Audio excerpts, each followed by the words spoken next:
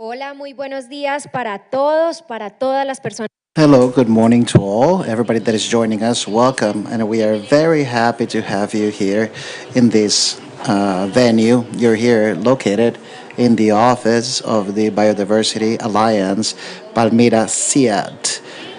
I hope you're comfortable and also online, those of you that are joining us through your mobile devices. It is a great pleasure to be with you in this space. My name is Stephanie Hoyos, social communicator and consultant of the World Bank, and I'm going to be guiding you throughout this panel time.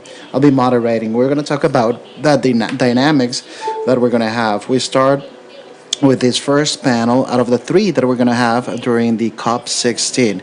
And it is precisely within the framework of this very important event, world event, the TIFOS program, Sustainable Territories, funded by the United Kingdom in Colombia, invites us to know about the social innovations, technology innovations, and institutional innovations that have been developed in Colombia and how these innovations have a local as well as a global scope.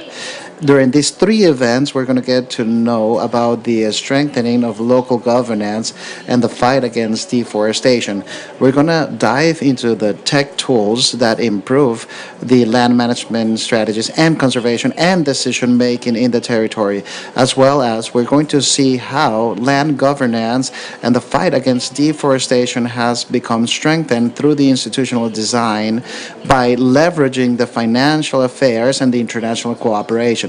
We will then have three panels with guest experts and knowledgeable about this matter. We start with the one today, where you are, which is fostering sustainability, integrating technology with biodiversity and land management.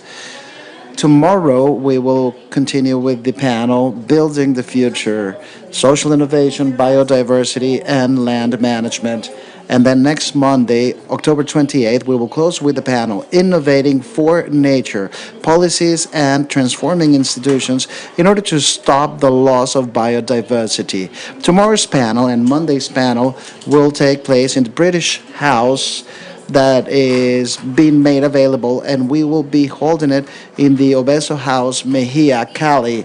You can participate, and we're going to show you the QR code so that you can sign up online and you can participate in this event. For those of you that are here in the auditorium and those who want to hear this broadcast in English, we invite you to use the headsets that you have in front of you. You can touch the screen, you can choose audio and the English channel. You can change the channel as per the desired language.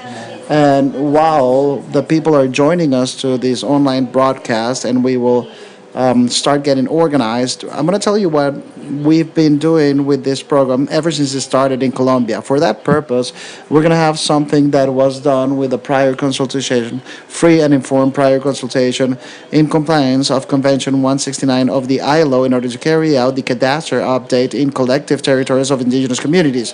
We're going to see the following video so that you can have an idea about everything that we've done. Con el gobierno colombiano nosotros teníamos bastantes miedos, prevenciones también, porque pues pensábamos que el catastro es para quitarnos nuestras tierras, pero creo que en el hablar, en el trabajar, pudimos sacarle bastante ganancia a este trabajo, para el bien de los pueblos, para el bien de la sociedad colombiana.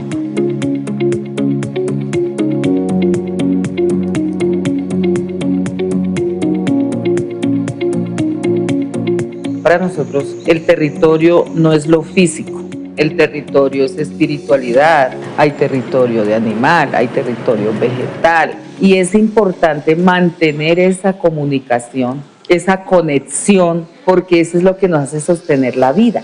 Eso es la importancia que metimos en el tema de la territorialidad indígena, que logramos incluir en esa consulta. El Gobierno Nacional, como parte de la implementación del Acuerdo de Paz firmado en 2016, ha estado realizando conjuntamente con diferentes organizaciones indígenas un proceso de consulta previa, libre e informada en el marco de la implementación de la política de catastro multipropósito. Esta política busca incorporar información física, jurídica y económica en el inventario de predios del país, con el objetivo de apoyar las políticas territoriales relacionadas con la administración de tierras que realizará el Estado colombiano en los años por venir. Esa utilidad que queremos es que se pueda blindar de manera jurídica esos territorios indígenas. Esta política ha sido un hito histórico para la planeación y administración del territorio colombiano, ya que busca identificar el rol estratégico y el potencial de los pueblos indígenas en la administración de sus territorios, así como su contribución para fines de conservación ambiental y gobernanza inclusiva. Nosotros también podemos incluir en el equipo personal con conocimientos propios de nuestros territorios y también conocer la estructura de cómo funciona el ICAC. Se pudo hacer conocer esas territorialidades que no estaban reconocidas por el gobierno colombiano, por las instituciones, y hoy hay 13 territorialidades y territorios que están reconocidos, para que podamos reconocer a los pueblos indígenas como los dueños, los propietarios, que ahí lo dejó el creador para que sigan cuidando, manteniendo esos territorios.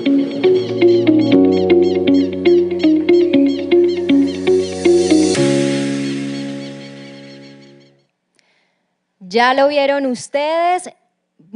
You've seen it already in jointly and coordination for the management of these territories. Pillar 1 of the TIFOS program is an initiative by the UK government and Northern Ireland, funded by a donation of a grant of about 43 million pounds to establish cadastre as a tool to contribute in reducing deforestation in environmentally protected areas or strategic areas that are hotspots of deforestation. This pillar started. Hello, can you hear me?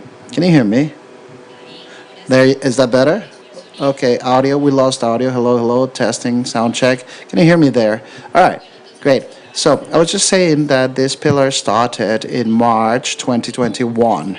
As for funding to the loan operation with the World Bank that the Colombian government has for undertaking the multi-purpose cadastre project. The Colombian government chose the Fund for Environmental Action and Childhood as the trust agent of the resources by means of an agreement with the World Bank.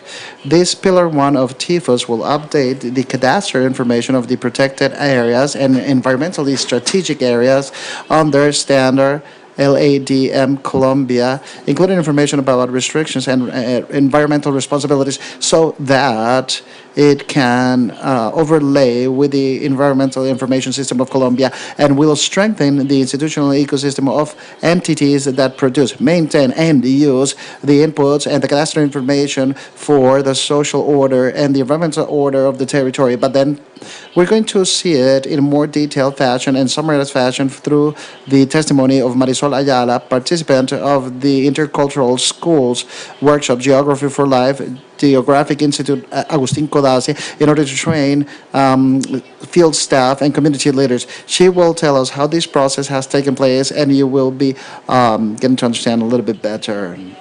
I've always performed as community leader. I am also a student. I'm a mother. I'm a farmer.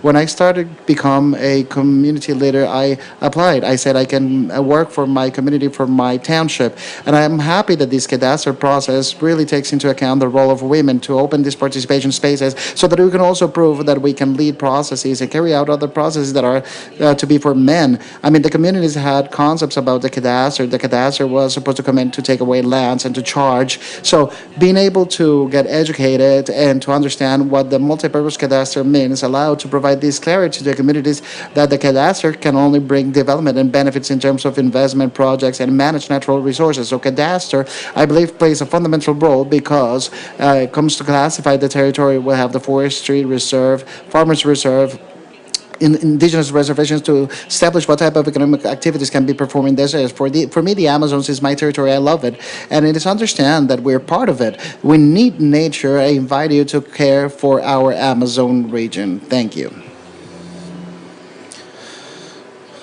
As we just saw, in some municipalities, the cadastre has to be established for the first time, while others require only to be updated.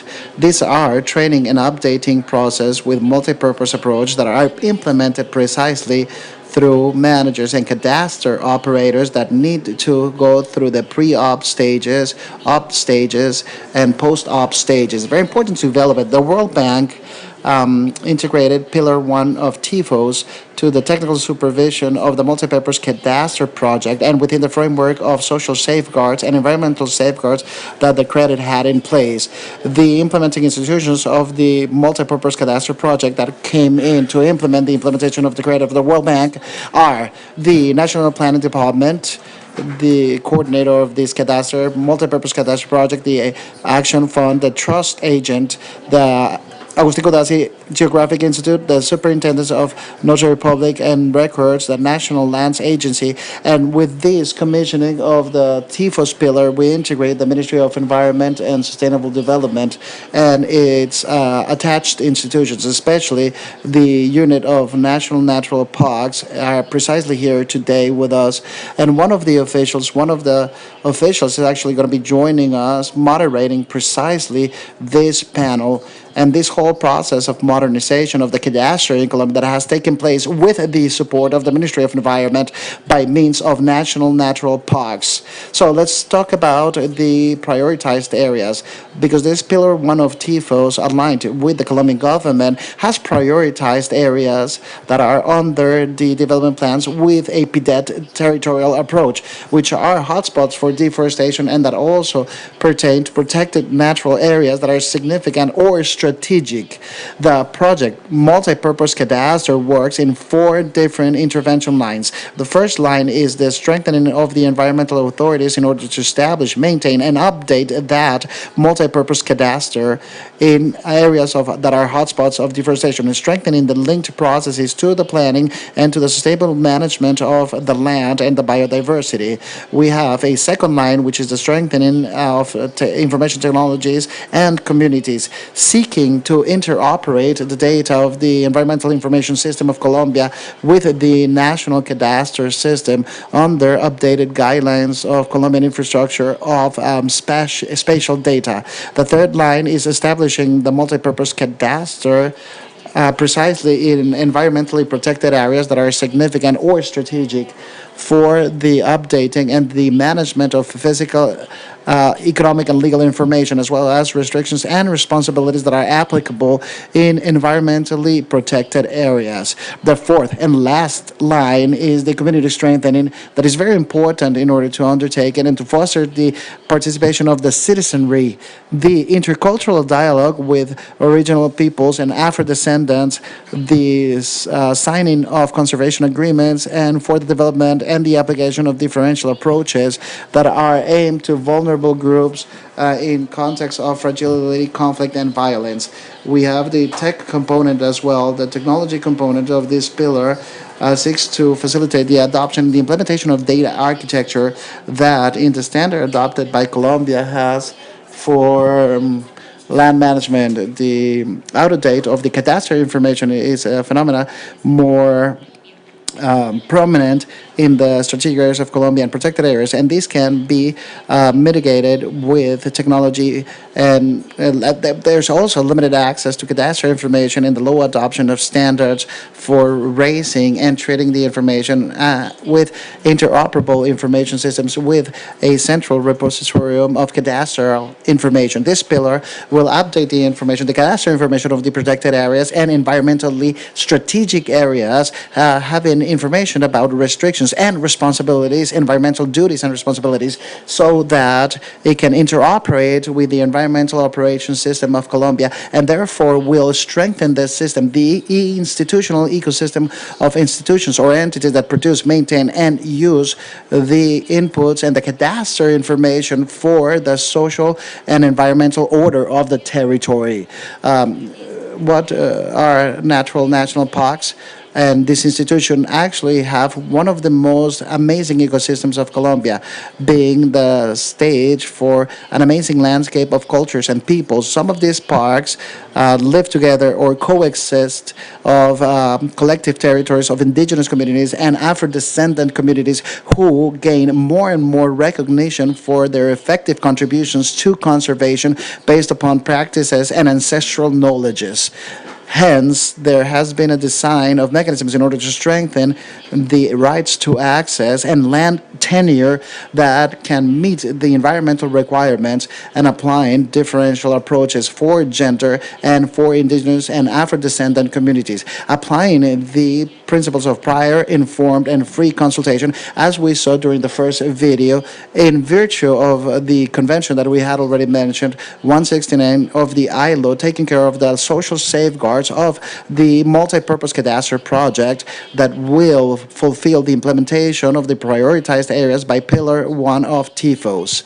In national natural parks, there has been agreement signed for the conservation and environmental education with farmers communities, vulnerable communities, in order to foster the protection and the sustainable management of the forests and improving the quality of life of the farmers communities. We're going to speak a little bit about the progress that has been made by this Pillar 1 of the TIFOS program that has been implemented here in Colombia. I'd like to invite Vladimir Tafur to give us some ideas. He's on up there. Come join us here on the stage and we can talk a little bit about what has been implemented. For now, I'd like to tell you that these 103 conservation agreements signed in natural parks by 115 vulnerable farmers' families, 353 people in total actually cover an area of 1,400 hectares. We have also done a prior consultation that has been protocolized with the indigenous peoples in 2023. A prior consultation protocolized with Black communities, Afro-Colombian, Raizales and Palenqueras, and this was in August 2024. We'd like to now invite at this moment Vladimir Tafur, who is joining us from the World Bank, and he has in his head, in his mind, the step-by-step and the timeline of what has been what this TIFOS program has been here in Colombia. Vladimir, welcome, and the floor is all yours. Thank you, Stefania. How are you? Thank you very much, Vladimir. So let's keep talking about the progress that we've made with this Pillar 1 of TIFOS, because we have also accomplished to have intercultural schools of geography for life, for training, education, and linking the communities into activities and functions of cadastre update. How this process has taken place. Thank you very much, Stefania, and good morning to all, ladies and gentlemen. It is a great pleasure to have you in Cali, Colombia. My name is Vladimir Tafur. I am Colombian. I work as a consultant for the World Bank for this project, which is Pillar 1 of the program, Sustainable Territories, Forestry Territories, Sustainable Forestry Territories, TIFOS. And I just want to tell you that this is a long-term process of Colombia that involves a set of different institutions, basically all state institutions, but it involves the coordinated actions of the geographic authority of the country, as well as the Lands Agency, Natural Parks, Ministry of Environment. So it is very grateful to state that after the agreement, after signing the Peace Accord agreement in 2016 that establishes the comprehensive rural reform as the first point of the agreements made in the peace accords, the cadastre was established in this first item as a fundamental axis to be able to accomplish that comprehensive rural reform. But the percentage of out-of-date information, cadastre information in Colombia has been historically quite high. I mean, since 2016, between 5 to 10% only was updated in the country. And a great deal was not even formal. I hadn't gone through a first layer of information, of cadastral information, and the challenge was huge. It still is a huge challenge, but we have taken some measures, institutional and regulatory measures, so that IGAC, which is the Cadastre Authority of Colombia, would be on the lead in order to take on this challenge. And when the UK and Northern Ireland saw the progress of Colombia, saw that there was a decided commitment to update the cadastral information in Colombia, they knocked on the door of the World Bank to see how they could be part of this additional funding for the credit operation yielded by the World Bank. That's so far what I have. No, that's so great. That's great, Vladimir. So we're talking about this progress made. Let's tell everybody that is here, those that are connected online as well, how has this coordinated work has taken place with all of the institutions and organizations that are part of the TIFOS program, because we cannot execute here without having the help of all of these organizations. I mean, let's just say that this is a network so that all comes together and all works properly. Yes, that is exactly right. And working with the communities as well. It is important to mention that because the areas or the hotspots of deforestation are inhabited by people that are amidst of a conflict in Colombia, very frequent conflict in Colombia. So we need to be very careful from the institutions with a very precise coordination, but with also precise information for the communities that live there. It is a very gradual, staggered process, very interagency, interinstitutional. We didn't know how to do this. These panels are about innovation precisely because in Colombia we are learning by doing, right? Basically.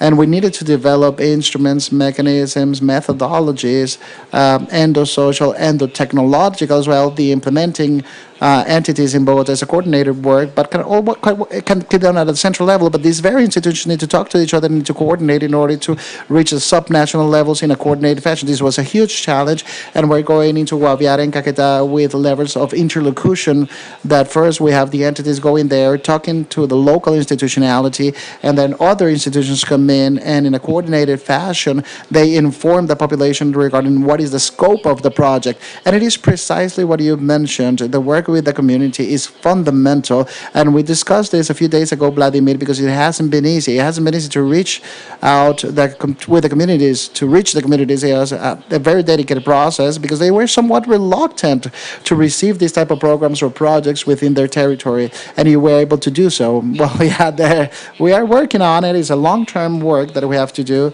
But the people in these areas, I mean, we need to be clear that the TIFOS program prioritizes 20 municipalities of Colombia that are hotspots for deforestation, basically located within the arch of deforestation of the National Natural Park Chiribiquete, which is humanity heritage, but around Chiribiquete there's an arch of deforestation, and that's known with some hotspots or critical points that are the subject of a full comprehensive strategy of the state through the course of forestry development or hubs of forestry development. The TIFOS also prioritized the Jaramillo Natural Park, which is the northeast of Colombia. It's a natural park that it has the departments of Antioquia and Cordoba, and there we have been able to make some more progress, a little bit more progress in terms of the community by signing conservation agreements. It has been already 1,400 hectares that has been cadastrally updated in this park, and we have signed 103 agreements with the communities. These are voluntary agreements of non-deforestation,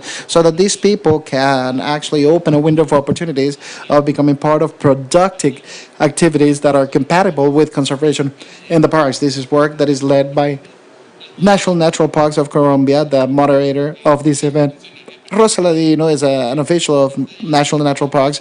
We'll explain later, but that's where we have gotten, and the communities have actually also been shown inclined into the process, and for them, it is also an opportunity to become part of another productive chain, social chain, and it is precisely this awareness that allows for the local people of these territories can take over, can relate, and can have this sense of belonging and identity to look out after it and to do conservation. And at the end, it is these parks, the one that give us life here in the urban areas. That's exactly right. For us in the cities, we're not very mindful of the ecosystem services that are provided by all of the protected areas. And we see that the consequences of climate change are knocking on our doors, even if we are in the city, in a metropolitan area, in a mega city, food, food security, good air, good quality of life. It is linked to the environmental services that are provided by these areas, even if they're remote from us or away from us. But this program has also allowed to cut down this distance, right? To make it possible that a topic which is the cadastre, that is very engineering-like, very specialized institutions, can actually become part of conservation as one of its goals and actions. So it is very grateful to see that natural national parks comes into this project by providing specialized knowledge, but at the same time the nation develops a whole amount of batteries in order to do the proper planning and management of water, which is a very strong bet of this government. And all of this requires coordination, but it especially needs very good cadastral information, and that precisely is what we're going to be replicated in other territories. I mean, let's just say that we do have some plans, some pilot plans that we're putting in place in the areas that you have already mentioned, but the idea is to spread it around throughout the whole country. Of course, yes, it is important to state that even though the TIFOS program focuses on hotspots of deforestation and the areas that I described, all of the regulatory developments, operational developments, and tech developments are replicable for the whole country, not just for Colombia. The idea is that this experience can set the grounds so other countries of the Amazon basin can make an effort, knowing that working at sub-regional level at the Amazon basin is complicated because of different standards, different regulations. But this is just a first step so that as Latin Americans, we can have more unity, more regional work, more mindful that many tools are required, but it can be done. As far as the progress of Pillar 1 of the TIFOS program, Vladimir, we spoke about densifying the geodesic Colombian network with installation of 15 stations, weather stations that are geodesic benchmarks equipped with receivers for the global navigation satellite system that operate continuously, providing a benchmark signal that is precise and constant, that allows other teams, other equipment, other devices have a position with greater precision for the georeferencing and the production of maps. How can we explain these to the people for them to understand and for them to truly size this capability and this that is being developed? Great question, Stephanie. I thank you very much. As I said before, the cadastre information in Colombia was extremely out of date, and this has a lot to do with the tech capability and the tech infrastructure of the country in order to take the updating challenge. These stations, I'm not an expert in this matter, this has to do with land sciences and geodesics, but are keen in order to rectify the satellite images and to be able to adjust the cartography, and that these are more spatial reality adjusted projections. And Colombia had a set of these course stations. This is what do we call that? The georeferencing stations, just put it in simple terms, that allow to georeference. And thanks to the donation of the TIFOS program, 3 stations, core stations were established in strategic in the Amazon arc and throughout the whole country, so that when acquiring cartography or satellite imaging, the correction or the accuracy of this imaging is greater without a land benchmark. Without a land benchmark, you cannot correct, and they cannot reflect your plot or property well. Then the community comes in also to fulfill this information as well. But this preparedness phase with a good cartography, with ortho-rectified images, with cartographic inputs is keen, so that the community come in and can take a step forward. And these are not easy territories precisely. I mean, these are protected areas that we need to do conservation on. Therefore, the importance of implementing all of these type of processes that can do conservation and do not alter fauna and flora or tamper with the fauna and the flora and the ecosystems of these places. Vladimir, 15 municipalities with approved images and official images. We spoke about also 4 municipalities with cartography and vectorial bases, 30 municipalities with homogeneous land areas, 25 targeted municipalities by Pillar 1 of TIFOS, and this pre-op stage are receiving San Jose del Guaviare that has made some progress in operations at 11%, right, Vladimir? Yeah, I mean, this has been a great accomplishment. The department, Guaviare in Colombia, have also been looking out after this cadastral modernization. And all of the Amazon region and Orinoquia from Colombia is very out of date. I mean, the percentage of out of date of updating the protected areas is greater than the national average. So it is a great accomplishment that we can reach a department such as Guaviare with the different stages that have been put in place, pre-op, op, the operation stage. And it's going to be keen also whatever has been done in the prior consultation with the indigenous communities and with the Afro-descendant communities, because it is with them that we're going to be able to go into about 35% of the national territory that has no cadastral information. But these are the communities that will have the expertise, the experience, and the knowledge to be able to help the country put together this stock of the territories.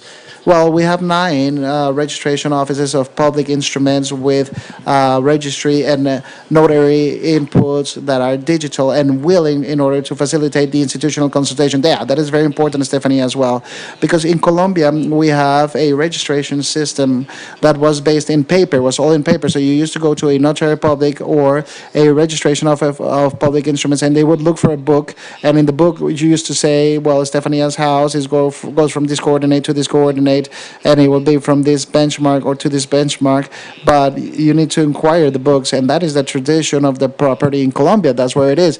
And for those areas to have this information in the books is actually quite dangerous, because these are subject to biologic attack, a fungi. I mean, 1,000 things can happen to this information. If this information disappears, well, the tradition of this real estate disappears. It is important to migrate this information into a digital format, to digitalize these offices of public instruments and registration offices, so that this digital information can be cross-referenced, with all of the inputs of the cartography and the imaging, and to have more sources. I mean, the more sources of information, including the community information, the more accuracy we will reach with the identification of the plots, the property itself, as well as who's there and what is the legal status or what is the relationship to that property.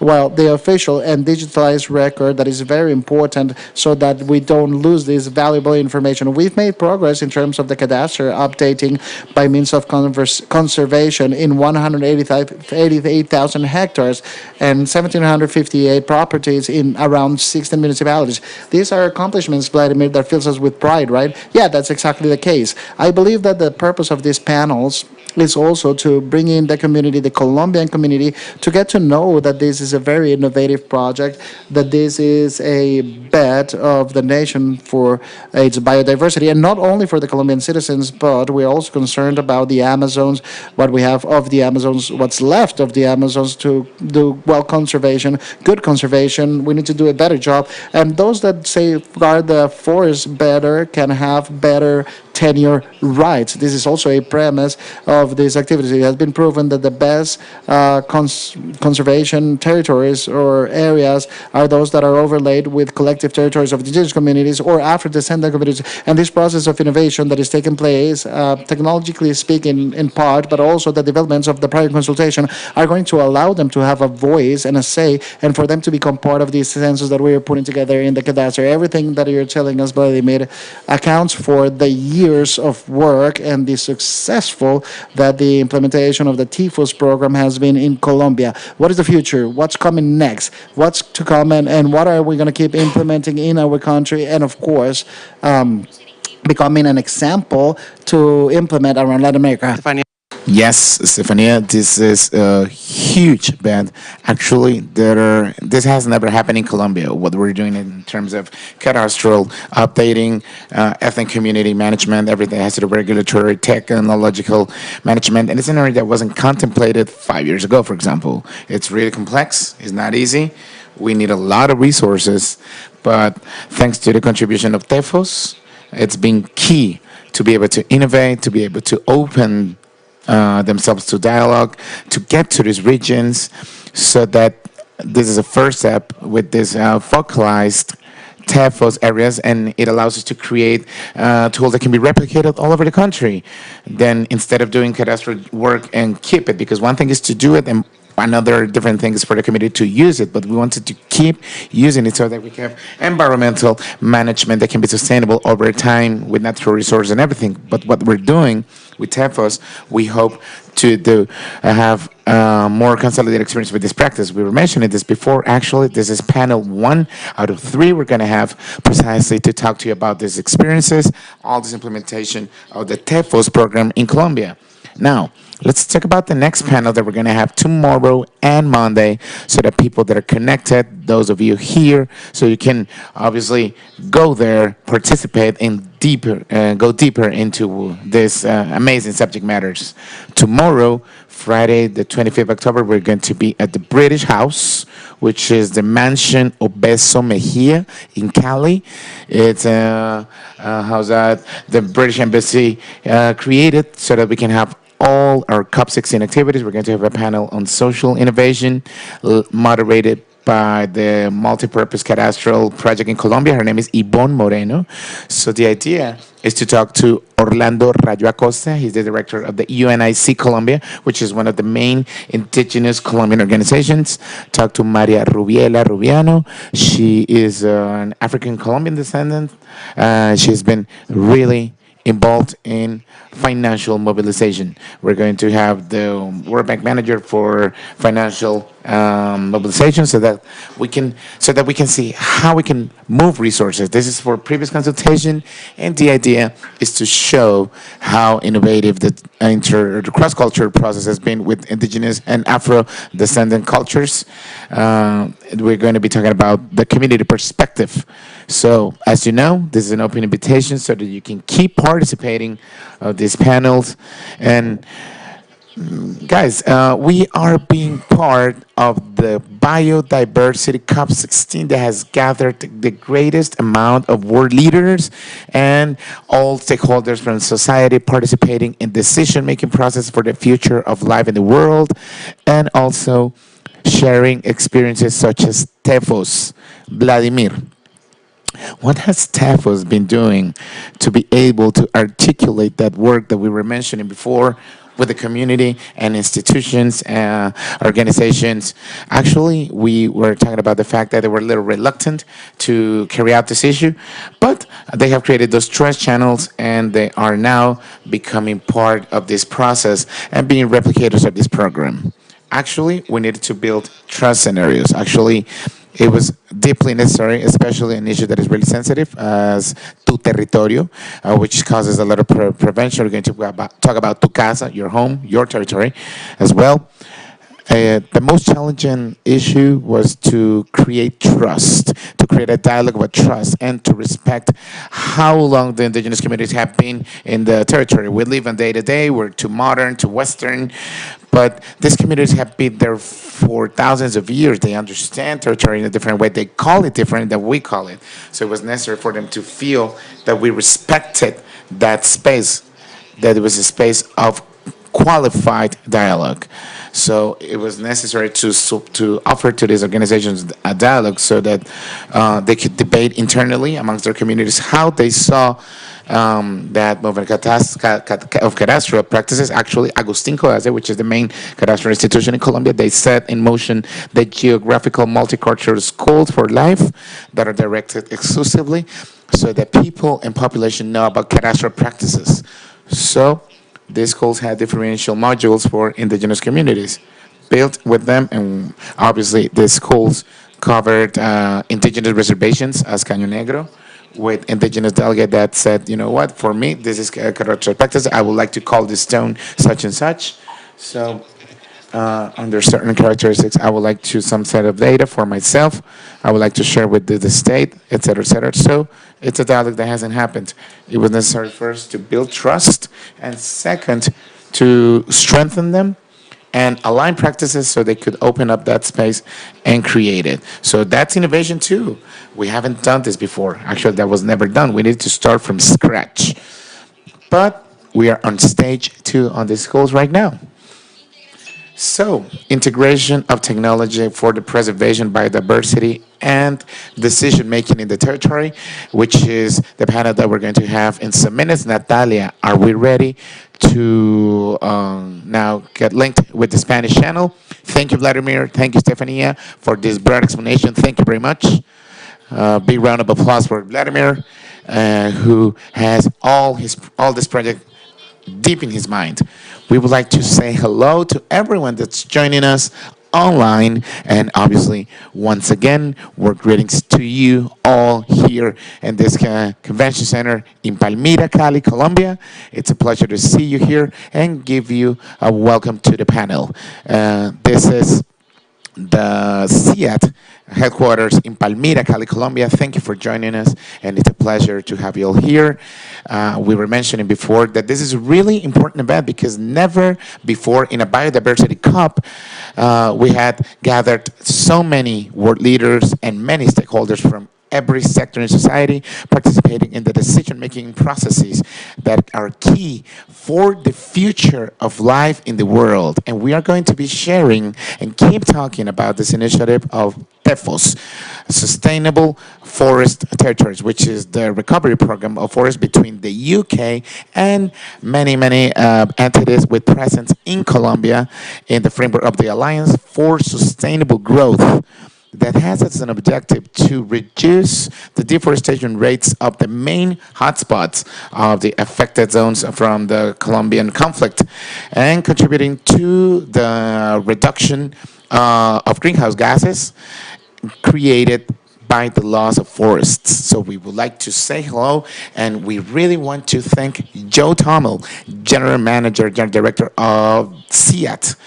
We also would like to say hello to Gislian Echarani Pietro, General Director for EDM, and to Jette Finton, Environment Vice President from DAI. So we would like to acknowledge and highlight the work of our implementing partners, the National Planning Department, coordinator of the multi-purpose cadastral project of the World Bank, to Agustin Codazzi Geographical Institute, the National Land Use Institute, and Superintendency Secretariat and Registry, and also to the Ministry of Environment and Sustainable Development, with their unit National Natural Parks. Thanks to the Action Fund as well. And also we would like to say hello and highlight the DAI for their support to develop this panel, to the Biodiversity CIAT Alliance for all their disposition and for helping us and to carry out this event, and to every single entity that became part of this event. Now, let me ask you a question. How land use management fosters the sustainability, biodiversity, and the fight against deforestation, and obviously the fulfillment of the objectives that Colombia had in these issues? Well, within this COP16 of biodiversity and the TEFOS program, we would like to invite you all to get to know the social, technological, and institutional innovations that have been developing in Colombia, and the scope, both local, that it's had.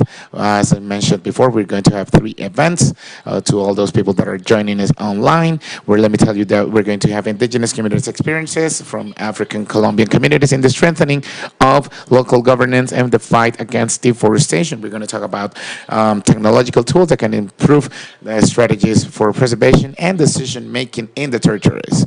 And we're going to see how this land governance and the fight against deforestation has been strengthened through institutional design, leveraging, international leveraging, and institutional support. So we are about to start this panel, fostering sustainability, integrating technology with biodiversity and land management and decision-making processes in the territory. So we're going to be talking about how these technological tools and the access to information support decision-making and implementation of territorial policies guided towards the development of sustainable territories that can be resilient and with social inclusion, as we mentioned before. After this panel, I would like to tell you that we're going to have a couple of Q&As, both for the people here and those of us joining us online, to obviously get all your questions. Without further ado, I would like to give the floor to Rosa Angelica Ladino Parra. She's a cadastral engineer and specialized in natural resources and masters in geography. She's part of the subdirector of management of land use and national natural parks in Colombia, and she's the liaison of this entity for Pillar 1 of the TEFOS program. You see her here. She's going to be in charge of moderating this panel. Rosa, welcome. Okay.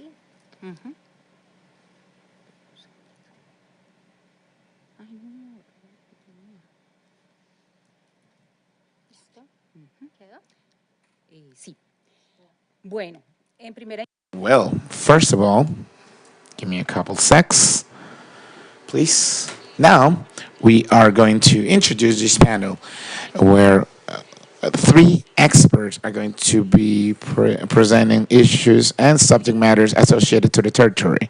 What are those bases with which we're working from Colombia, and some international examples for cadastral practices, land use tenure, information availability, and how we can, with these practices, to democratize the use of information and create capacities so that within the same communities we can provide control of what's happening in the territory and the policies that are generated on the territory as well. Without further ado, I would like to ask our first presenter. His name is Oscar Gil. Oscar Gil is the technical manager of the multi-purpose cadastral project in the National Planning Department. He's a cadastral engineer. He has a lot of experience with over 18 years of professional experience in project coordination and monitoring, design and implementation of public policies. He has been our flagship, basically. He's been our beacon of wisdom for this program. So we invite Oscar so that he can show us how, from land use management and the notes that are created from the system, we can actually have access to this information generated and be able to make proper decisions in the territory. Thank you very much and welcome.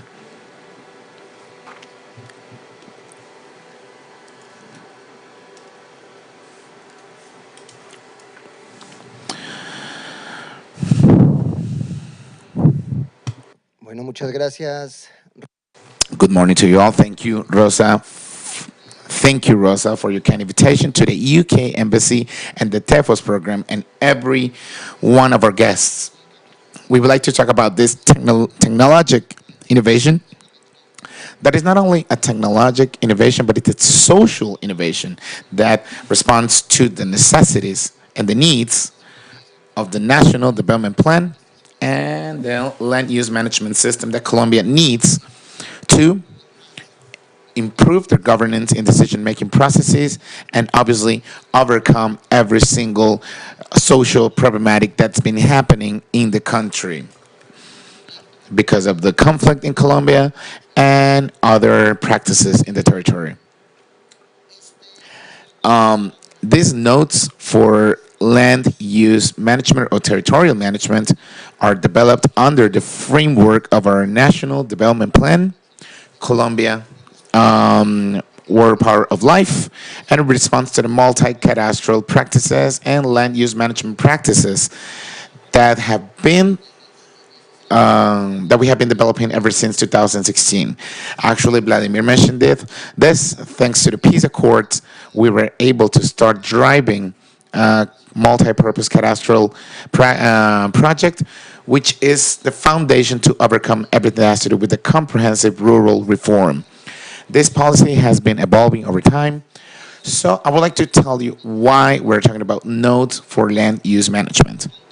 So when we started with this multi-purpose cadastral policy, we said that this one needed to be the engine of land use management systems. And based upon this, on 2020, we defined a policy that we call Policy for the Improvement of Governance for Land Use Management, where its core element was the land use management system. This element, or this item, is linked to traditional land use management practices that have been driven, especially by the FINC and also the World Bank in different places in the world. But we have been having assessments on that approach, and there's an element that's key, which is necessary to take into account. And which is that for these land use management systems, we need to include political economy systems that can be sustainable.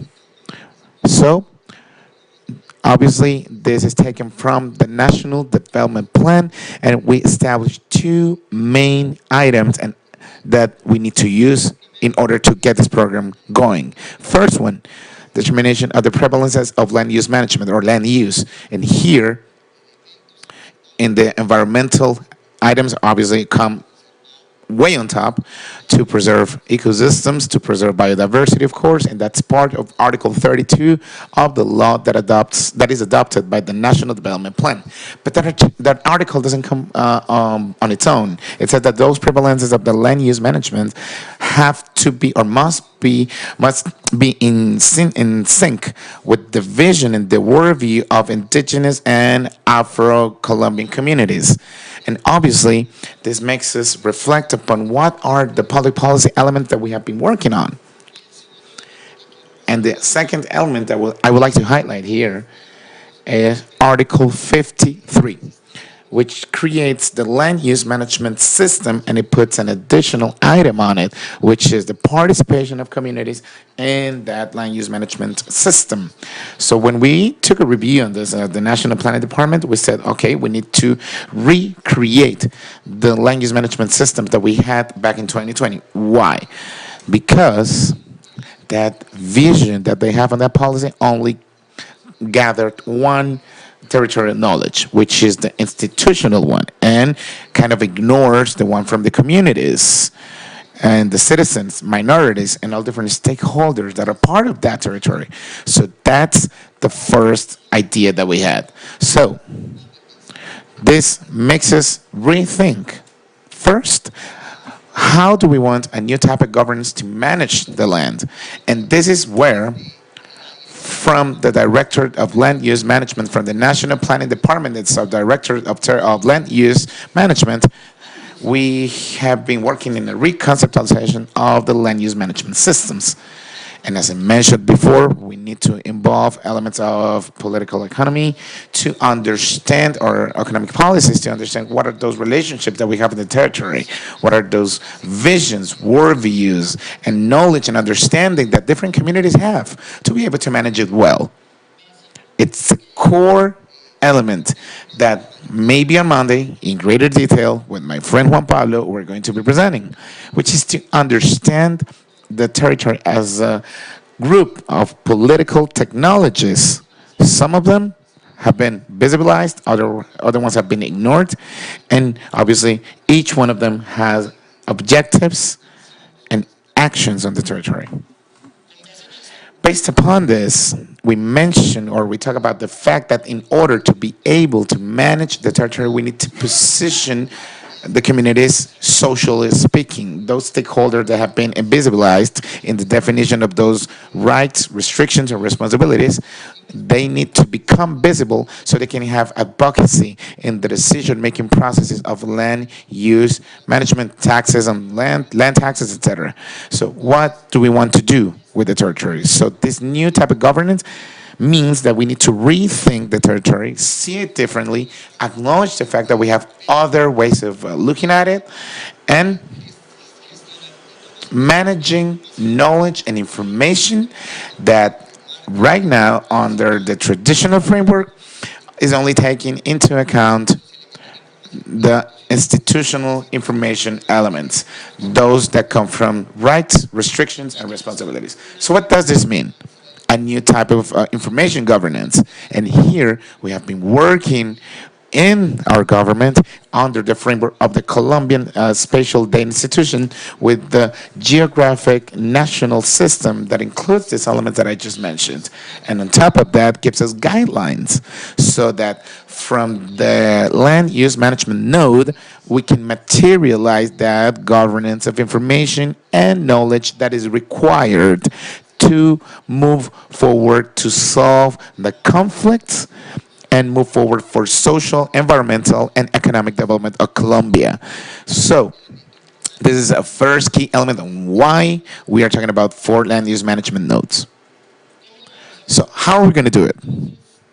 So the first thing that we need to say is that we understand land use management nodes as a space where information and territory knowledge is governed.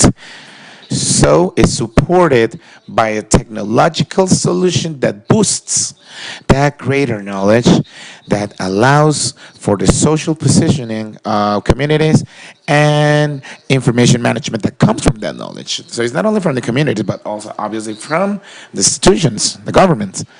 So these nodes for land use management have three main components that make this possible.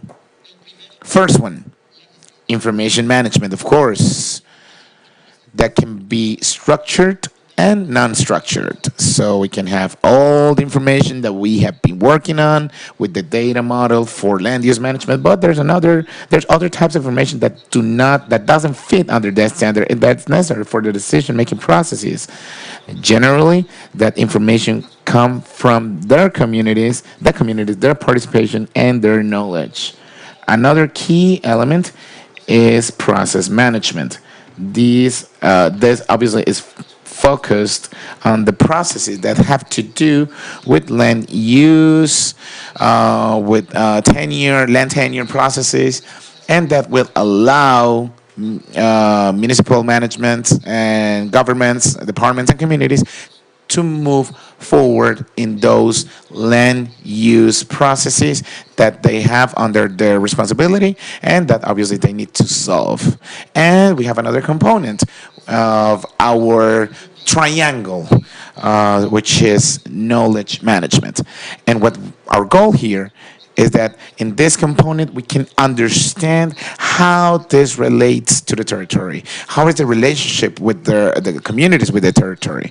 How people are related to the land, to their home, and what are the elements of the heterogeneity of those territories so that we can get to know them in order to make better public policy decisions and overcome all the problems that we need to overcome as a country. With these three components, we are designing right now these nodes for land use management, and we hope that next year we can start implementing it. It's worth mentioning that most of these nodes for land use management are going to be implemented in the fifth component. These are the municipalities where we're developing Pillar 1 of the TEFOS program, and this is going to support the decision-making processes with the cadastral practices and with environmental information, determining factors, and determining factors for the assurance of the right for food, and everything that we have been developing under the framework of Pillar 1 and the National Development Plan. So it's important to mention that here we need to provide sustainability to this node for land use management. Now, how are we going to achieve that sustainability? The first thing we must bring in land use nodes. We already did it under the framework of the Colombian spatial data infrastructure. Second, we need to involve public administrators, the departments and the municipalities, mayor's offices, etc., so that they can take ownership of these processes, bring in the communities, engage the communities in the repository of information, access so that they can have more ownership on these nodes. Second, from all the other nodes that we have, institutional, from the cadastral office, so we need to put that information available to the public so that this can be key for the territories and for their decision-making process. I think I'm going to stop there, and then we can move on with the panel. Thank you. Muchas gracias. Thank you very much. Bueno, gracias, Oscar. Thank you, Oscar. Aquí, Oscar gave us this opening right? And why are we talking about cadastral offices? Why do we need to do this? And why do we need to address? I loved what Oscar mentioned on how the intentionality of these land use management systems leave determining environmental factors and all the environmental components at the tier one, and leaves it as a basis for every single decision and everything that's done at a sectorial level. Not only preservation, but on why preservation and why do we do it. After this, we are going to talk to Lilia Patricia Arias. She's the Spatial Data Infrastructure Leader from Agustin Codazzi Geographical Institute. She's a cadastral engineer with a postgraduate in innovation management, information systems, and she has broad experience in data standardization, everything that has to do with the creation of information and interoperability, sorry. And she is the leader of the Colombian Spatial Data Infrastructure. She was the director of innovation at the Gradco Group, head of the CIAF and IGAC, and manager of the Integrated Mining Management System and Canadian Cooperation. So, Lilia Patricia, everything that was mentioned by Oscar, how do we need to put it into motion? Enlighten us, please. How are you doing? Good morning. Warm greetings from the Agustin Codazzi Geographical Institute, coordinator for spatial data in Colombia. Do you have your clicker? The clicker, thank you. Now, the ICT was born in 1996 as a consequence of the World Summit for Sustainable Development, where they determined that geographical information was key for decision-making processes, and that governments in our countries should or must organize our data and have them available for decision-making processes and environmental management. So, to that end, the CDE started a big process of more than 40 entities to turn analog data into digital data and to be able to use internet and satellite technologies for geomapping, images, etc., into a digital cartography that combines statistic databases and multi-purposes. So it's been a process of around 30 years where we have been able to make efforts to modernize our entities and assume those technological developments and challenges for sustainable environmental development.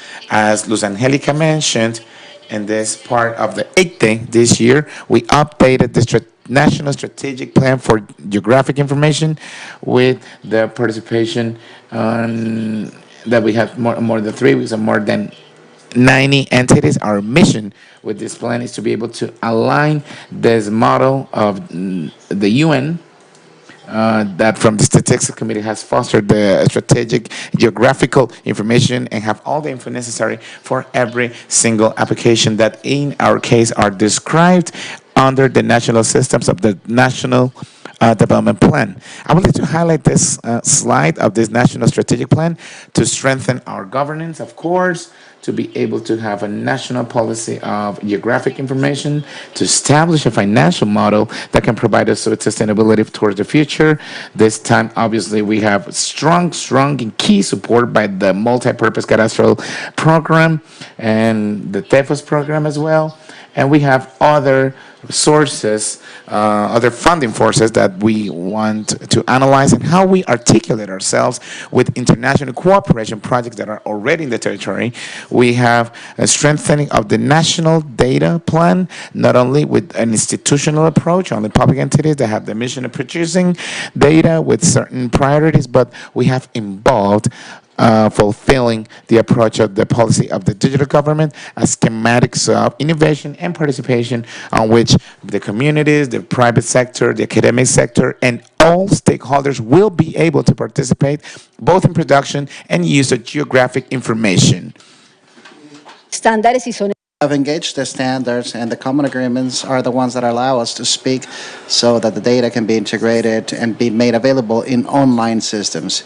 We have a strengthening with a public innovation scheme, opening the space in order to do this innovation work by bringing in women and different actors of the communities that are raising the data, and you have seen the experience of the ethnic communities that are raising data with their technologies of their particular territories, and they know about the context. This is the type of innovation that we want here, and also strengthen cooperation and coordination with systems such as CIAT, which is the National Statistics System, the Environmental Information System of Colombia, and a full knowledge management strategy that you are going to be able to see throughout this plan. This plan is a framework scheme that fulfills the 9 strategic lines of the United Nations and that brings forth generic projects that will turn into development plans per sector. The strategy of the Colombian government in terms of the state infrastructure is to work with the sectors, and we are strengthening the interaction with the environmental sector, the agricultural sector, the mining energy sector. But this is not the topic of the meeting today. But within this strategic framework, and of course the multi-purpose cadastre, the idea is to work in 3 different data categories. The fundamental data, which is the data of national coverage with enough detail and quality that allow to make progress within the sectors and the national projects, departmental and local projects. We have the definition of the territorial objects, which are the grounds, the mother cell that allows the integration of the data around the multi-purpose cadastre. And we have also synced with the open data strategy of the national government. We are an open state, and to that extent, transparency and access to information is one of the key pillars that has been brought on to this ICDE strategy. And we have as one of the topics that concerns us today is the standardization of the data, but we're also making progress around the standardization of services. As far as data, we follow the rules of the International Standards Organization, ISO, to document, to define the specs, and to always address quality. We are fostering the quality of the data as well as the information coverage, the information details that are required are a priority by meeting these standards. Also, these criteria, after we get the data, we need to be able to publish them and show them through viewers. We use OGC standards, the International Consortium, Geospatial Consortium. Why do I bring this up? Because one of the objectives of this talk is to propose what are the parameters that need to be implemented and need to be served in the determinants of land use plans so that the information systems of our institutions can talk to each other and this information can be consumed at the level of the different applications. So, we have the philosophy that the compliance of these standards allows us to have localized data, accessible and localized not only by the institutions and the systems, but the machines as well. All of these applications running that are taking place of analytics and artificial intelligence, and to easily reach the data, for the data to be accessible, that it can be exchangeable between information systems, and that can also keep growing in terms of the applications around diverse projects. For that purpose, we are applying these parameters in terms of defining the determinants of territorial land use or land management. Oscar brought this up. This pertains to an initiative or a directive of the National Development Plan in Article 32, where it has defined that this determinant is the data and the levels of information that are fundamental for the proper management and territorial development. 6 levels were actually defined, and at the ICDE, in tandem with the National Planning Department, the Ministry of Housing, and the Ministry of Environment, as well as other institutions, we've established a working group where we are carrying out a process that allows us to define how do we plan, manage, produce, process, and make the information available of the determinants of land management. We are putting together an agreement of the ICDE right here that is going to define these guidelines so that the information is produced and it's shared, by also meeting the identification of which of the data of determinants are territorial objects that are aiming to the cadastre. This table summarizes for level 1, which is the environmental level, what are the type of standards that we are already implementing with the institutions so that the data can be made available and that these systems are totally up to date. I'm not going to stop on this, but I like to mention that for the quality and for the availability of the information, as well as defining the attributes of the multipurpose cadastre, we have a working group already established at the ICDE in order to classify this data.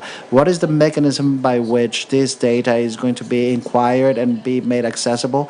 That is through the viewers of the geographic services. There's many of them at the sectorial level, such as the environmental levels made available by the Ministry of Environment.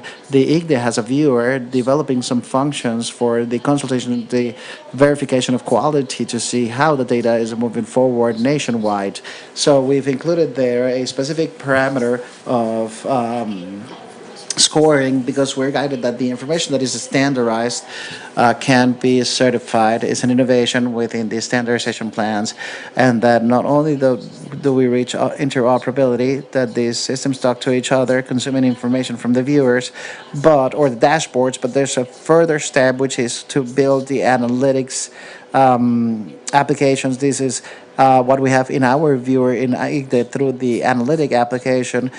Can show how the legal objects at the territorial level are moving forward, the amounts, the quantities, and where we headed. I mean, the message that we want to convey today is that the standards are procedures, but we cannot just stay with that. We need to guarantee that the systems talk to each other, but that this is worth for something. And this application of how it's worth for something is the analytics and the business intelligence, artificial intelligence applications. I like to say that within this framework, last week we participated in the by providing certain guidelines around artificial intelligence for all the applications of the Colombian government. There is a specific aspect of applications that the Geographic Institute is moving forward with in tandem with other institutions to use satellite imaging and applications for the multi-purpose cadastre with using artificial intelligence. So the added value of ICDE or IDE is to have the use of data within the specific context that is required and to be able to properly manage knowledge. To accomplish it, we are actually classifying it by means of analytical applications. What is the available data? In what regions of Colombia are they? And which are the standards that we have already made progress with? This initiative or this work that is done by the ICDE is led, of course, with entities like the Ministry of Technology, the National Plan Department, the National Statistics Service, and the Colombian Air Force. And the ICDE has a key point, which is to coordinate with the territorial management institutions, which actually shows these are the two realms where we take action. The first one is the technical territorial cooperation by means of transfer programs and knowledge management, where we are sharing how do we use and how do we access this information at each of the municipalities where we will have this participation. And we are working together or articulating with the architecture of the nodes, management nodes of the territory.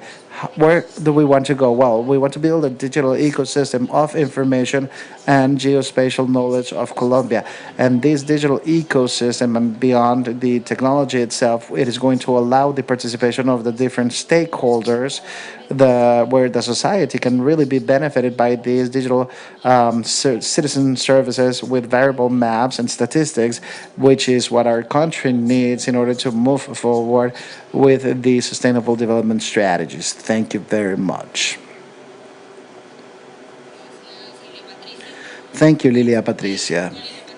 With Lilia Patricia, it is clear to us the place matters, location matters. And I didn't say it, Dori Masei, who is a geographer that I admire quite a bit, said so. And if we are clear on the spot, the place, the location, we can then identify what is it that we need to do there. And Lilia Patricia is showing us here a structure as well as a strategy that is overwhelming as institutions, yes, because we need to work in many different schemes that we have partially worked on or we haven't worked on. So we're there. That's where we are. However, though, we do have, after everything that after this progress, we have huge challenges in terms of how are we going to incorporate the information that is produced by the local stakeholders, local communities, the ethnic communities. How are we going to put it into this scheme right here? How can we make sure that they have X quality or X structure so that we can integrate this information? So we are now going to move on with our next speaker, John Liggett, that is going to show us some of the cases that he has worked on. He is a global lead of IRAI Dai for land, property, and tenure has worked in governance affairs linked to agricultural reform, including silviculture, conservation, biodiversity, and agriculture. So here, I believe we're going to have a great example of how do we integrate the information and manage the information that is produced locally within these schemes of land management or territorial management. Thank you. Thanks for the introduction and the opportunity to speak here today and learn as well from my colleagues working in the sector. I think a lot of what I'm going to say today validates some of the things that were spoken about earlier today, but we've also spoken at quite a high level today. So even though I'm talking about international experience, I'm going to bring it down to the ground level. And that's where I prefer to be rather than here at the high level, is being down at the ground level, working with folks. So I'll tell you a little bit about DAI. I have to do that because my boss is sitting there and his boss is sitting there. We're a multi-sectoral implementer of development projects for development partners, for governments and the private sector. We've worked over the last 20 years in about 20 different countries in the land sector, and I've been lucky enough to work in about 10 of those. And we've registered 25 million parcels of land worldwide and built the land administration systems around that to support the maintenance of those registers. So my own expertise is in large-scale land formalization. And I'm invited by projects and governments to advise them on the right participatory technology approaches to deploy and to help them plan and implement massive land registration programs. And to do this, I have to consider lots of different factors. If it's rural or urban, or if the terrain, sometimes even the weather, every time the budget, but the data availability, the policy environment as well, the laws. But very often the advice I give is ignored because, well, let's face it, sometimes there are vested interests which determine our choice of technology. Now, I'm not going to present a black box here today, a magic box that's going to solve your problems, eDNA, Bitcoin, app technology or something like that. You can go down to the green zone in Cali and there's plenty of that about, plenty of people changing the world. Instead, I'm going to share two principles that I've learned from all of this project programming that you need to keep in mind when you're choosing your technology and your technical approach. And the number one thing that I always keep in mind is to think local. And by local, I don't mean Colombia or Peru. I mean the level of the landscape and the village. Because without the buy-in of people, real land users, even the most sophisticated technology, it becomes redundant. Our technology and technical approach must work as a focal point to bring us, decision makers, technocrats, I guess, closer together with land users, with the people on the ground. And to do that, we must think from the ground up. Take these three approaches, for example. Which one of these is closest to the ground? And this one from Pakistan, which, you know, with a flying saucer and at least 5 guys who need to operate it, or maybe they look like they're struggling. Or maybe this lady from Ethiopia, sitting behind a computer, digitizing land records. Or this one here from Rwanda, a lady who's drawing on an aerial photograph with a pencil. Which one brings us closer to the local community, to the villages that we work in? If your technology puts the pen in the hands of the people, you'll have a greater chance of buy-in and success. And if your technology stays too far up here in the models and the complexity, then it doesn't necessarily have the reach that it needs. The second principle is about who does the data belong to? We talked about that a little bit today as well. And perhaps more important than the technology is the data that's collected and how it's used.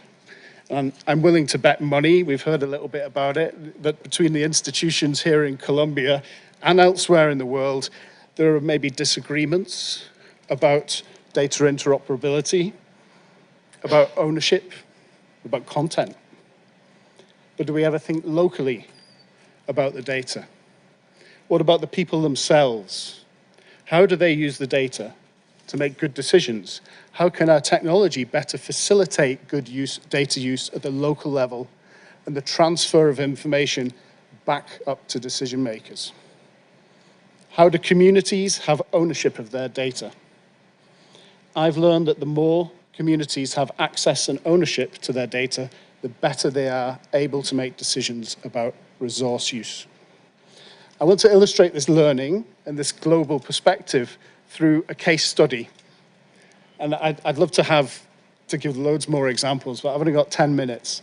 So perhaps in the panel discussion, we can talk about some big examples. But here's a story about land management and conservation, a project in land management and conservation which embraced technology with some success as well. So I'm going to take us to Tanzania, a country in East Africa. It's a little smaller than Colombia. It's no less diverse. There's over 100 languages spoken in Tanzania. And it's very biodiversity rich as well. About 20% of all the species in Africa are in Tanzania. Our journey takes us here to the Rukwa region in southwest Tanzania. This is what it looks like. This area known as the Liamba Liamfipa landscape. Apologies to the translators, doing a very good job. It features an escarpment that rises up sharply from the savanna. It's forested, and it contains several important species, notably the red colobus monkey. But the pressure on this landscape and its resources are people. There's encroachment on this important habitat. Land in this area is degraded. Establishment of new farms, unregulated collection of firewood, grazing cattle have contributed to the degradation of forests in and around the villages. A local Tanzanian CSO, civil society organization, this is not a DAI project I'm talking about. They're working to address this pressure. They do environmental education, advocacy and training. That's an important part of this, but they're also seeking to try something more transformative. They're seeking to conduct village-level land use planning and resource governance, and this is a process with twin components. First is systematic land registration, recording and documenting the land rights of all landholders in neighboring villages. And the second is land use planning, collectively making decisions about how the land and resources should be used and how this should be enforced, and then preparing digital land use plans for each village. It works like this. So first, sensitization and training. You can't just show up with a laptop and expect everyone to join in.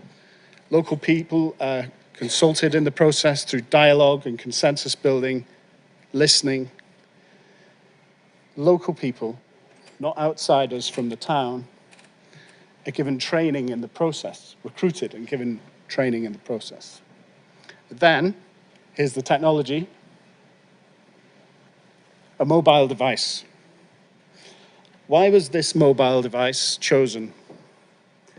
Well, it was an approach that was used by the donor agency on a neighboring project, and so they had a proof of concept and they wanted to expand it to other projects in the country. So, good intentions, but still one of those vested interests that I talked about before. But it turns out this was the right approach, because the approach allowed the project and the communities to find a focal point to come together. Those locally recruited and trained staff I talked about earlier, they're called para-surveyors, like paramedics or paralegals. They were drawn from the villages and they would walk the boundaries of the land parcel, of the property, with the landholders and the neighbors and the community leaders, and they would demarcate the boundaries of the parcel on a satellite image on the mobile device. You see here this lady in the yellow jacket. She's demarcating the land with the neighbours and the parcel landholders. I'm going to move on. Okay. We also took photos of the landholders. They would get a chance to inspect the record, and then eventually they'd receive a land certificate, a certificate of customary rights of occupancy. This is a legal document recognizing their land rights in perpetuity. And how about the land use plan? Well, here's the land use plan. Through a consultative community process, the mobile device is very useful for creating these land use plans too, and here they are in hard copy. And underpinning these are bylaws decided on by the community. For example, if you're found to be collecting firewood illegally, then you may be fined $18, the equivalent of $18. There's other bylaws about free-ranging cattle or human activity near water resources. But the business of discussing that land use plan, I'm nearly there at the end there, taking those important decisions, well, that takes place not on the mobile device, but outside like this, underneath the sun, using the simplest mapping tools available, the ones we can all understand. The mobile device means the maps are official, recognized by the district and national government who have access to the data, but they're also portable, can be taken out into the village and can be used to inform village-level decision-making in the way that people prefer. So what's the outcome here? People in this landscape now have security of tenure over land. This gives them an incentive to stop encroaching on fragile areas, opening up new and unsecured lands. They've got a land use plan to help them plan positively for the future and protect important resources in a way which is agreed and enforced by the community. Pulling this together is the technology which is inclusive enough, local enough, for community members to use themselves and to buy into. Trust is the word that Vlad used earlier on. It's accurate enough to satisfy decision makers and technocrats. It brings everyone together. And moreover, it means everyone is able to get the most out of the data. The people can use it for planning, enforcing, communicating, and the government can use it for monitoring, planning, and reporting. And I think this picture sums up those two principles I talked about earlier. Think local, and think about who does the data belong to. Many thanks for listening.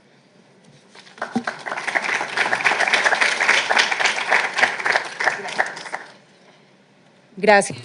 Thank you very much, John. And with that, from what John just presented, but before that, I'm going to ask you a favor for a translation headset for John when he comes to the panel, because I think these are wired. You need a portable headset when you come to the panel. Okay, thank you. We got one. Great. From what John showed, it is extremely important for us to see how this information that we generate with what Vladimir mentioned and that has been funded by the World Bank and also through the cooperation, and for us, information linked to core sea stations and geodesic information linked to a model and raised with or to rectified imaging, it's as valid as the information that the communities provide at the local level. As a matter of fact, it's even more relevant, the communities raised at the local level, because this information is not going to be able to be reproduced in a way as easy, as fast, and as cheap as it could be done with this information that is raised through indirect methods by means of different information technologies or by means of other methods. So the local information is valuable information, it's a treasure that we need to learn how to use and that we need to include it within the decision-making process.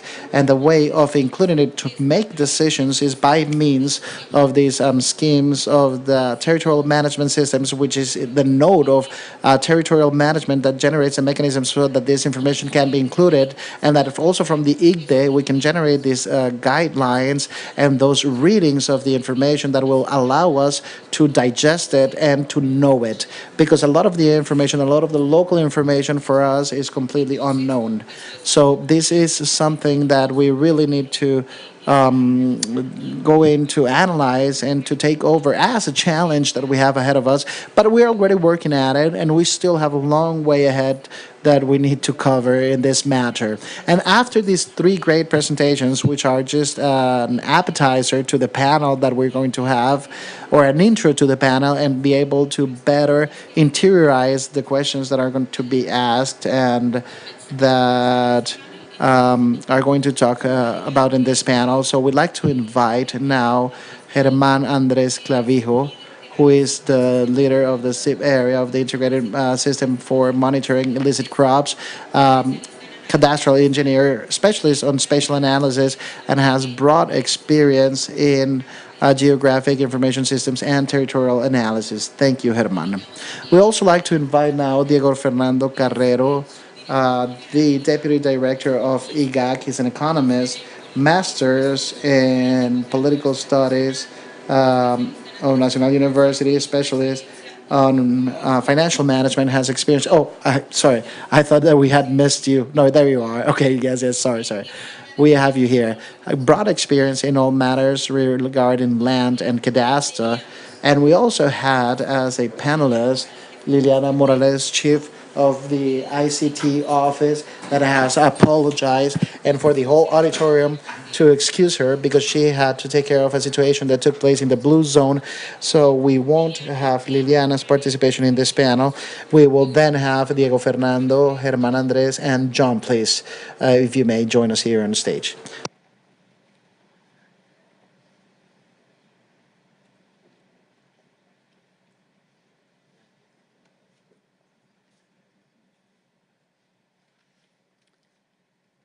Bueno, muchas gracias, queridos panelistas. Thank you, dear panelists. First question. From your own role in your own entities and in your daily jobs, what are the challenges that sectors face for the modeling, availability, and upkeeping of territorial practices and their operations? We can start with Germán, and then we'll move on. He needs a mic, of course.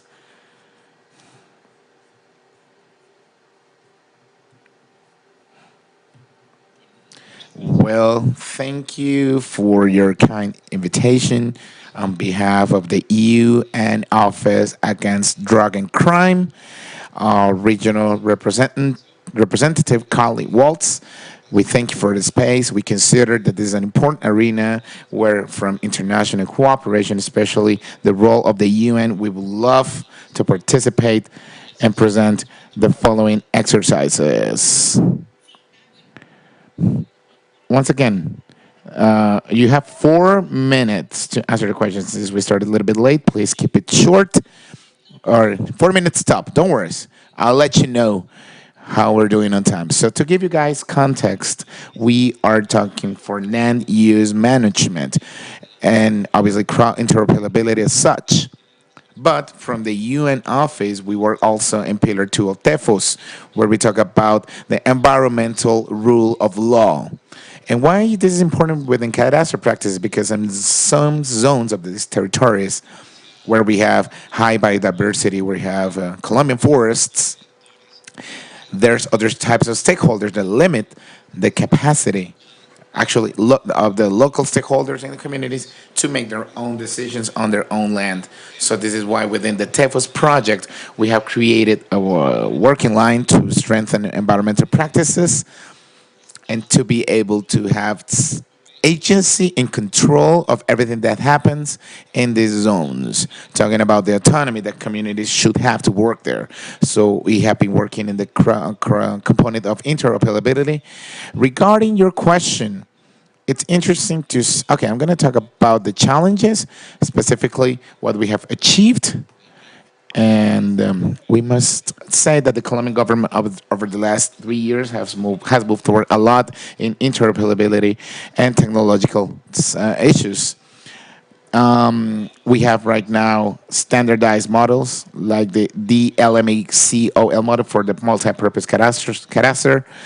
territorial entities. And we have the X-row model to share information from one side to the other. We have standards for geomapped info. And challenge one. The Colombian government has a lot of standards, and we applaud that from international cooperation. However, we need to start to massify the standards. I'm going to give you an example from the UN. We're working in the consolidation of the National Registry of Deforested Areas. So we need to integrate the information from the Attorney General's office, police, superintendency, registry, and others. So we need to share information and against deforestation. So when we work in the institutions and we work with the human capital, what we find is that despite the fact we have standards and models, we still are lagging behind in the development and the commissioning of the standards. So autonomous corporations, what you realize there, for example, that we have the models and the standards, but we haven't yet developed this exercise. So we start having limitations for the implementation, for example, of the National Registry or deforested zones. So what did we do? Well, with all the institutions that have modeled their objects, they have already a developed infrastructure to share information through interoperability channels. We're working with corporations and other institutions where we have had to take a step back.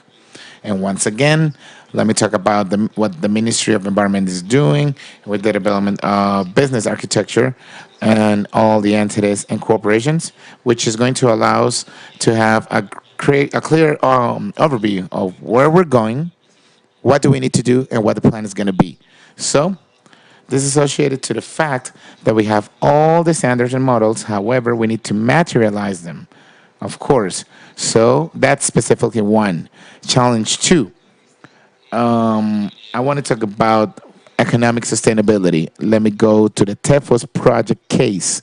Right now, the international corporation has 50 practices in line that in different lines are supporting everything that has to do with the fight against deforestation.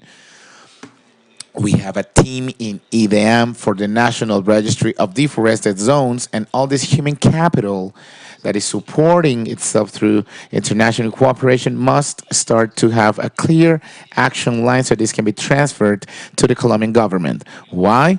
Because, for example, in the case of the second pillar of TEFOS, in a year, we'll finish with this international cooperation issue, and the government needs to assume these responsibilities. And by assuming them, this means that they need to have plans and projects and public policies in place that will drive all these initiatives. Let me give you an example. Once again, 4 months ago, we got the National Registry of Deforested Zones. The resolution came out. We're working with international cooperation, but in a year, this needs to be commissioned, right? So the next challenge is about financial sustainability of human capital. And supporting this exercise. Also, in Pillar 1, we have seen that Vladimir can explain this really well. This needs to be assumed by the Colombian government. Next one is a financial challenge. We need to have robust information systems, and this needs money. And this money, these resources, both for infrastructure, human capital, and training, must be put at the hands of the National Planning Department. They should have an action line to include this within the government plan. Finally, last challenge that I want to talk about. Let's talk about data. We have conceptual models, logic models that have been developed, and what we saw in the presentation is that effectively there are many territorial objects that are under process, that are undergoing. So we need to address all these logical models, physical models, and make them operational, because that's where the systems need to start sharing info, and they can be analytical to be able to understand these models even more. I think he went overboard with 4 minutes, but that's fine. Moving on. Well, first, I would like to thank the UK Embassy, the TEFOS program, the World Bank, and of course, National Parks of Colombia for this panel that puts at the core of the practice of the panel three aspects: the use of tech or technology, social ownership of that technology, and the care of our biodiversity that is not necessarily framed under the care of territories and the way in which human beings relate themselves to this territory. Now, under the framework of the land use management system and the territory, and under the framework of the multi-purpose cadastral policy, what we call the stakeholders, because those are the humans that are right there.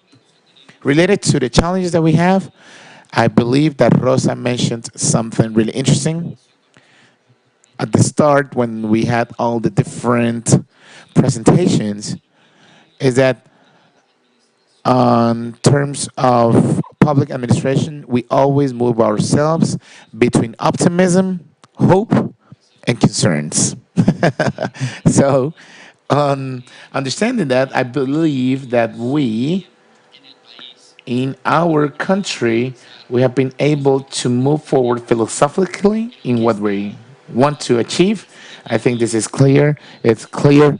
Our North Star.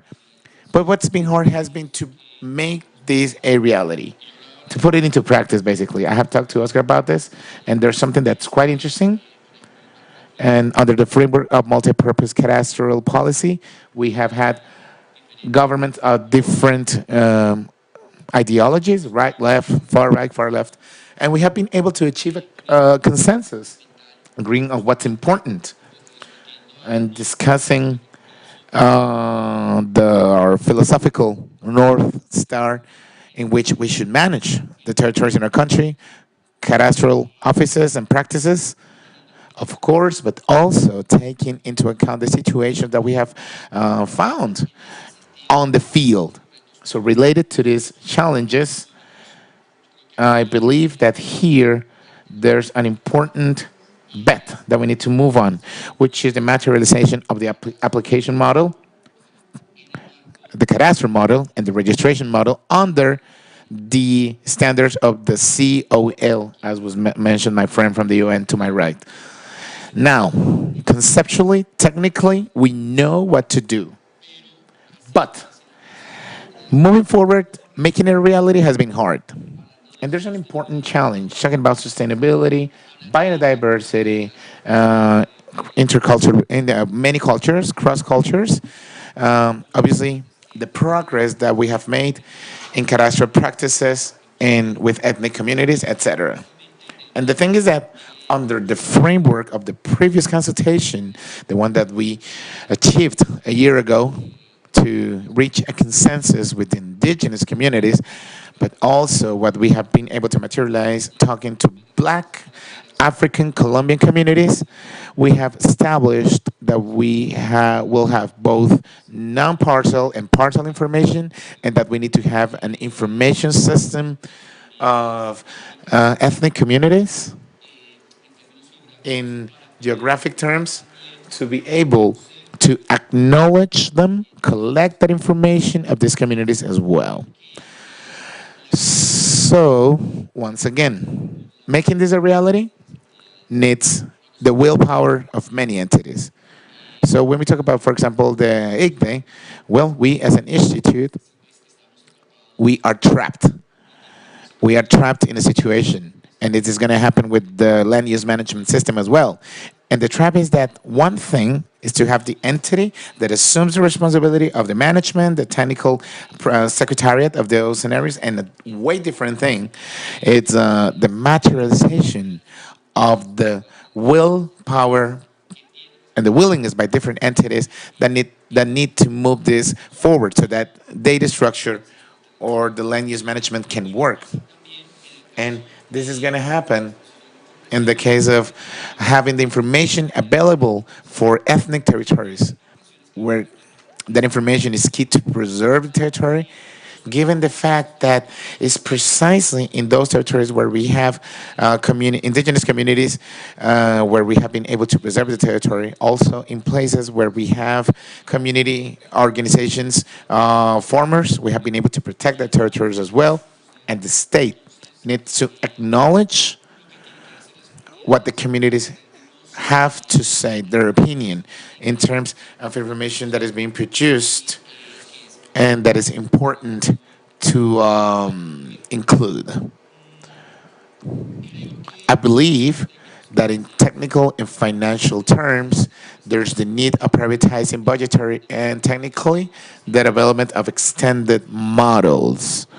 Obviously, these are models that we have made a reality. Many of them are under review or they're being promoted or validated. We, back in 2022, I don't know if it was 2022 or 2021, I think it was before the first semester of 2022, we saw that the release of the resolution that allowed the creation of land use management plans under the DNA model standard. My question today is, what municipality in Colombia, 3 or 2 years later, has their POT under their ADM model? So that's our bet in technical, philosophical, policy terms, but 85% of the municipalities in Colombia don't have any type of land use management plans. More than 850 municipalities don't have an updated cadastral system. And something, we have something that is desirable that we want to do, but the reality is that we haven't done. And this happens, or this will happen if we put resources in it. If not, we're going to have summits such as this one, talking, talking, talking. But if this is not put on the field on real willingness by national, local entities, well, we're going to be going around in circles. Now, let's talk about financial sustainability and technological adaptation, which is really important. It's important to use and combine the opportunities that we have today with AI, big data, machine learning, et cetera, with community participation. My institute is convinced that the symbiosis between technological development, technological ownership, and community participation can give us great results. Given the fact that many things we can collect a lot of information from all the citizens in the country. Actually, let me invite you, go to the CNTI stand in the green zone of the COP16. This was something that we did with IGAGA CNTI and the SICG Indigenous institution that combines all these practices with the communities themselves. Finally, I believe that both institutions and policymakers need to move with discussion for the consolidation of data models. Not only is a cadastral challenge, but it's a other type of geomapped info. You know that in the world, between 80 and 90% of data can be geomapped. And our question is, under the framework of the SAT, what are entities doing to produce minimum standards and put that information, the availability of everyone?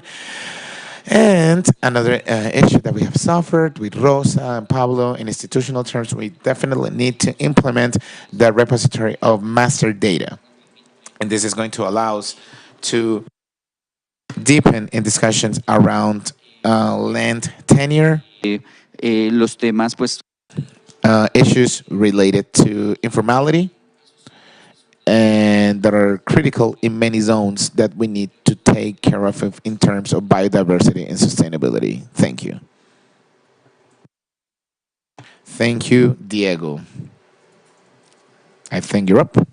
In the interest of time, I'll focus on one thing, which is the maintenance of the records, of the land records. That comes down to two aspects. supply and demand, essentially. We talked a bit about the supply in respect of having the kind of financial sustainability plan to make sure that there's people in place to provide services to landholders when they need to make a change to their parcel. But perhaps what we don't talk about enough, and is a difficult area for me, and a good challenge though, is the demand for those services.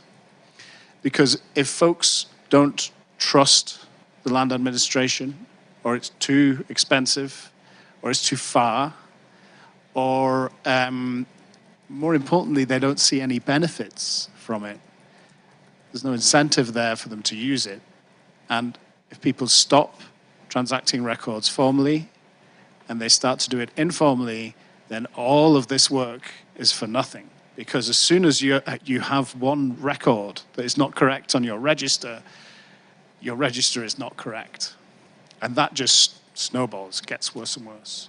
So really important, I think, to focus on the supply side, focus on what you can do to make sure that people don't just engage when the team comes to town and registers your land, but they engage afterwards, and their children engage afterwards, because this is an expensive process and we can't afford to do it twice. Gracias. Thank you, John. Well, I'm going to try to do a brief summary of the ideas that we have been collecting here. To question 2. Okay, let me ask you the second question. How technology can strengthen participation and community participation for conflict solving, land use management under a human rights approach. We're going to start right now with John. We're going to do it backwards. John, the floor is yours. Thank you. I think done right, there's a real good alignment between the kind of work we do on property rights and a human rights-based approach. I know there's different ways of thinking about it, but if you think about legality, equality and fairness, accountability, and improving those things, then having a record that the people agree on and trust is kind of integral to that. I spoke a lot about this in the presentation. I think that the technology needs to yield data which is very transparent and visible to communities and that they've taken part in creating. In terms of conflict and the resolution of conflict, there was a lady who spoke in one of the videos earlier on who said it's not just the boundaries of the land, it's the spiritual boundaries as well. And I've heard the same thing in Tanzania, the boundaries of the heart, yeah? And that's where a lot of the conflict really is rooted. And so I think that my preference would be to use more social innovations to try to resolve conflict. But there is a use for technology in the sense that it allows us to take with us kind of neutral records of what's on the ground, to take an orthophotograph or a satellite image out into communities and sit with it and say, hey, right, tell us your story.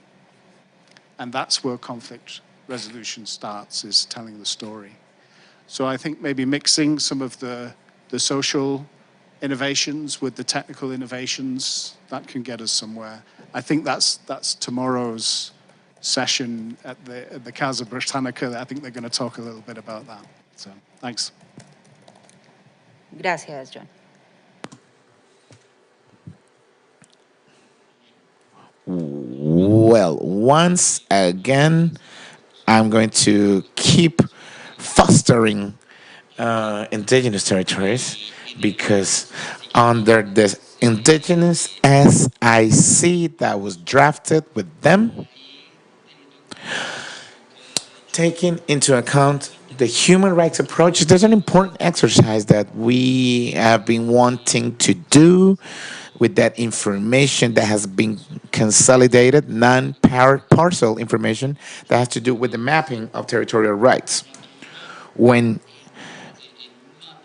in a map, you can place territorial rights that have different types of different communities have, that ends up being really powerful in terms of the construction of a government, governance, democracy, and it's a simple evidence on how technology can be at the service of community participation and land rights. So this goes through something that John mentioned, and I totally agree with him. And it's not only a Colombian issue, it's a worldwide issue.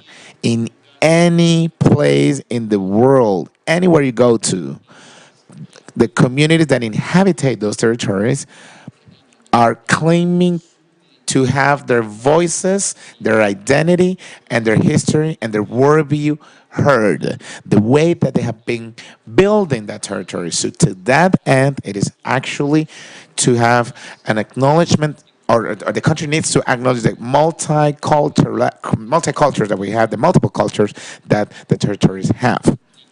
Most conflicts that we haven't overcome in Colombia, in some places of the country, have a lot to do with an absence of the state, neglect of the state in terms of acknowledging those multiple cultures that inhabit those territories. Sometimes we have developed public policies that unfortunately, instead of improving the guarantee of human rights of the people that live in those territories, quite the opposite happens. What happens is that we have further conflict amongst the citizens of those territories. Today, in terms of indigenous territories, let me give you three figures. Out of the 113.5 million hectares that the country has, approximately 33 million are under the figure of indigenous reservations, 889. In the Pacific, particularly, more than 4 million hectares of collective territories and black communities. We have 1.3 million hectares of farmer reservations. But in terms of indigenous territories and other types of territories, we have at least more than 12 million hectares of land. Juan Pablo, who is here, I would like to give him a kudos because he was the one that sealed the Catatumbo Pact. He has been the liaison between the Bari community and the farmer communities that under their ancestral territory claimed by the Bari. The question is today, we have those territorial subjects there, right? And how, or objects, or how this technology can collect those multicultures and how this can be useful to provide a solution to these issues. So we need to acknowledge that we have multiple cultures in those territories, and we need to acknowledge the fact that many people live there, many different people. So we have many examples of community participation that today, in different ways, not only in Colombia but in the world, are there to open the floor to that mediation of technology to boost processes and make them better. We have citizen participation platforms online that allow citizens to express their opinions, their needs, and their sorrows, apps to report conflict, or apps to acknowledge territories. And how do we talk about collaborative methods in the cadastral practice, in our cadastre practice, and how technology can be used so that our very own citizens can measure the polygon of their property, transparency portals and information access that are reporting to the citizens. What I mentioned before, platforms to map territories, human rights overseeing apps or text. What if, for example, we have layers such as environmental protection zones, ethnic community territories, presence of armed stakeholders, armed groups, presence of mining resources, conflicts between cultures, homicides, murders, displacements.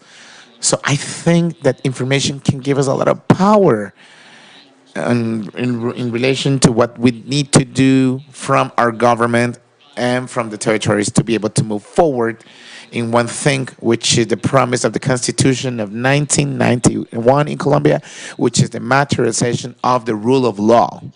So I think technology can play a key role right now in the framework under 4.0, can play a key role. Well, first of all, we need to acknowledge that talking about communities, and we need to, from biodiversity point of view, we need to acknowledge that more than 50% of the Colombian territory, where we have the most biodiversity in Colombia, we're talking about the Amazon rainforest, Chocó, other zones of the Yari plains, where we have different types of diversity. They have ethnic territorial conditions where these communities must obviously have complete rights. So we need to mention this. Of course, we cannot have management of the territory if we don't acknowledge how this territory is distributed or who is in charge of this management of this territory. So I would believe that bringing that with technology, I think that the main step is linked. I'm going to start with what I consider the most important factor, which is the trust building. Because many times when you get to the territories and effectively you start talking to people about getting info, and so let's build a map together and let's do social cartography, the first thing they tell you is, hey, you always take that info and you never come back to us. You don't give us any type of feedback. And this has been happening forever. So the access to information, specifically technology mechanisms, allow for that trust building. Let me give you an example. Thanks to the TEFOS project last year, we did an exercise of what are the information access restrictions in rural places of Colombia. We found classic cases: lack of internet connections, how technical we are to speak and how we can ground that in the territories. We cannot speak like this and talking about territorial objects and ADM model Colombia. That's obviously people are not going to get it. So I think that technology allows us to level the playing field for them to have transparent access to info, which is a point that I consider that is really important. Number two, John mentioned this about the platforms, platform communities, not only for social control, because the communities obviously exercise social control through tech and others, but now we need to talk about them, about citizen science. And John mentioned this, how communities are capable of taking ownership of their territories, and obviously they have greater access than anyone else that is at a decentral level because it's their territory. If we transfer these capabilities and this technology to create citizen science, we're going to massify the information in a great way. So this will be aspect number 2. En el acceso a las plataformas de aprendizaje, también lo vimos en el pilar 1. We also saw this in Pillar 1 of TIFOS in access to platforms where manuals were created so that the communities themselves could understand from their own language how do you see the cadastre. In Pillar 2, we're also working on learning platforms for the communities so that they themselves can get to know how to monitor and how to understand the forest, how does the system work, the IDEAM system, as well as how to capture the data. And the other aspect of technology is linked to how this access to information and learning platforms is going to level out the balance of knowledge so that the communities, the central level, and the institutions can speak the same language. Thank you very much, Hedman. Appreciate it. The next question is for John and for Diego as well. And it is, Which are your recommendations in order to consolidate the land management system in in context like Colombia, which is biodiverse, multi-ethnic, pluricultural, and marine and coastal, and broken down into regions? Quite a complex question, hard question to answer. Diego, go ahead. Well, yeah, somewhat complex. However, though, I believe that Orlando Fasborda in his work had told us about how in this country, within the context of the local participation, it was possible to have land management in something that he called, I mean, specifically speaking about the Caribbean coast, an amphibian country where you bring in together the local affairs, but also the wealth of our water resources. And to that extent, well, I believe that I insist in terms of what I had said at the beginning, and it is that there's a lot of things that have already been said, and they're there. The political constitution, and sometimes it happens in Colombia, no, not just in Colombia, but as well as other places, that there are important developments in terms of the game of democracy. The Constitution of 1991 established that the citizens' participation was keen regarding the public policy formulation processes, but additionally, the door was open not only to formulate public policies and planning, but also to execute and oversight and follow up. Same as for the peace agreement or the peace accord of 2016, which is part of our constitutionality, established that it is important to have the participation of the citizens and the communities as far as the implementation of the peace accords in IGAC. We have made a bet on moving forward by means of the geography for life schools and multi-purpose cadastre for the empowerment of the communities to make them participants of the process to generate the cadastre information. This is a process that without a doubt is not as fast as we'd like. I mean, this is also because of a challenge that Herman spoke about already that I think it's important to mention, and it is the gaps between the regions, because the gaps between the regions are not only linked to the capital affairs, the political representation affairs, it is not only linked to the infrastructure, but there are also digital gaps between local levels, municipalities, and therefore there are bets that need to be made in those municipalities that have been prioritized for the TEFOS program, is where we have to address these realities. But it is keen here, and it is fundamental, going back to Fasborda again, taking that booklet, wonderful booklet, which is the Constitution of 1991, the Bill of Rights, the peace accords as well, to develop what's there already stated. I mean, to have the participation of the communities and to bear in mind, to consider the reality of the communities, that they have a lot to say. I myself, there's something that happens to me with the technicians that at first raised some issues. Now we can joke about it, but it was that on one hand, first of all, in some spaces, you tend to set aside the community participation.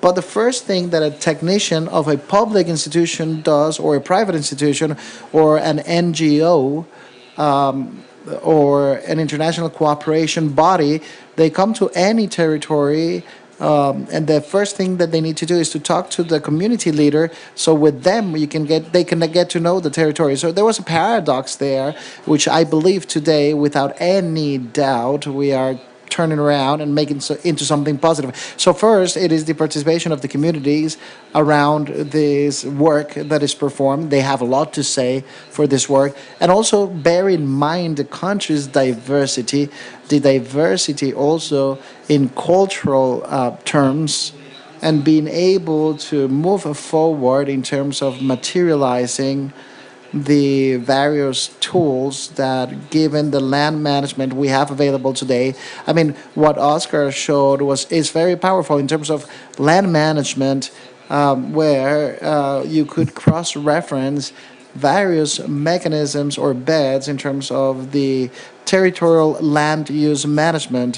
What if we could put the plans and the different schemes of the land management with the productive management of the territory? But on top of that, we can also link it to the discussions around the protection of the environment. But at the same time, this is also linked to strengthening processes of the community social organization. Instead of stigmatizing it as it happened for many years in Colombia, we enhance it. I insist we do not have a key analysis in terms of what has happened with the care of biodiversity, the protection of the territory of the land in contexts where social organizations are strong. There, in spite of being in protected areas, you find the first ones to be mindful of the need of looking out after these territories are the communities themselves, because if they know that if they destroy the river, they destroy the possibility of feeding their own kids, their own children, their own grandparents, their own parents. So the community as a whole has to be part of this and has to make the decisions. And I think we need to make some more progress around that. Thank you very much, Diego.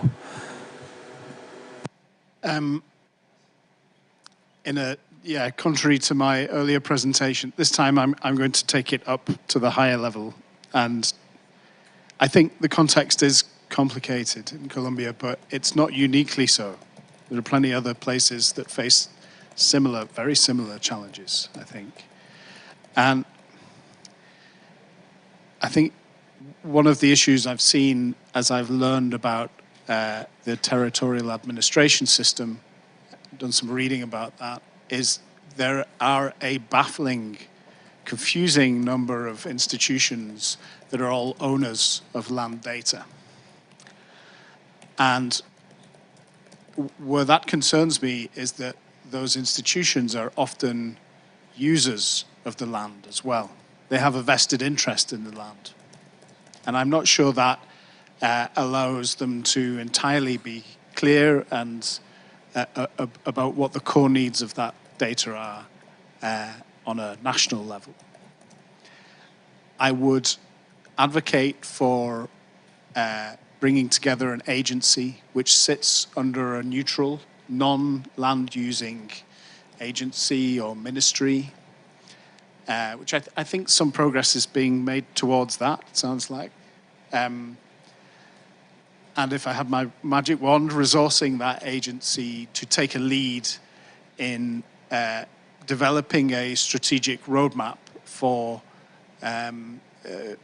the work on cadastre, for the work on land management, for the work on territorial management. I think there's a lot of great work there's a lot of great analysis, I think, on the problem. Great statement of the problem. It's very good, it's very positive, it's very inclusive. There's great statements on what the desired state should be, but there's not a lot on how do we get there. And I think without that plan, we won't really get there, at least not from my reading, and pardon my ignorance if I've missed this. Where I've seen this work in the past, in Rwanda, a country that was coming from the bottom, really, coming out of a genocide and a big conflict, a country with very little capacity. When I first started working there was not one trained surveyor in the country. What they did was they made a plan, and they implemented a new agency that was responsible for that plan. And they went ahead and they did exactly what Vlad was talking about earlier, learning by doing. Maybe you heard that phrase from one of my Rwandan colleagues, actually, because we used to say it every day, usually when we'd really screwed something up. And, go with your plan, a costed plan, and learn as you go, because as you scale up this work, new challenges will arise that you hadn't expected and new learnings will arise. I think that agency as well, despite being neutral, has to not be political, but think and work politically. I get a sense from Colombia, a big difference between Colombia and, say, Rwanda or Ethiopia is that the governments don't change very often in those countries. And I think here things change a lot more frequently and people move around between positions.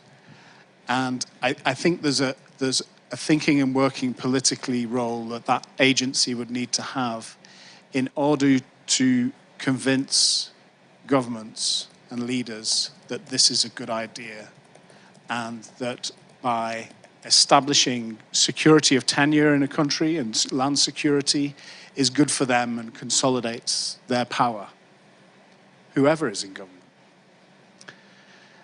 I think there's an important thinking and working politically role to play as well for that agency in terms of engaging with local government. Because I think where all the action is at local government. And I remember learning this lesson in Ethiopia, where we worked there across 4 highland states in Ethiopia, as well as with the federal government. And we were part of a project which was registering 15 million land parcels, successfully too. But we owe so much of that success to the engagement of the regional administrations, and that they bought into the process and they were willing to finance it, they were willing to share resources with us, they were willing to put their names to it, was so important to us. Without that, we wouldn't have got anywhere. And I think a similar situation may prevail here, that you really need to have that regional engagement, because they're the ones who are doing things on the ground every day. They're the ones who are kind of responsible, closer to their constituents. I'm just reminded now of when, during COVID-19, the pandemic, I was living in America and living in Maryland, state of Maryland. And what surprised me there was, I'm not sure the response of the federal government was always that positive. Like, certain things the president may have said were not constructive in the pandemic.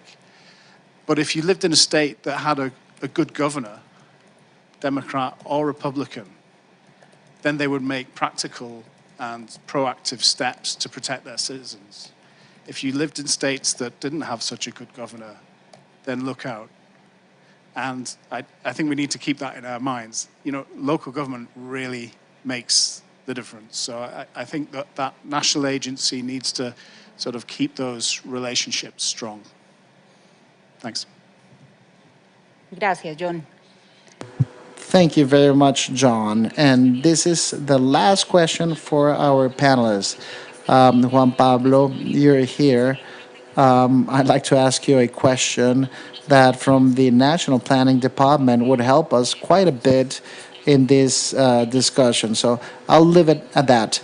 But the question now for John and for Diego is as follows.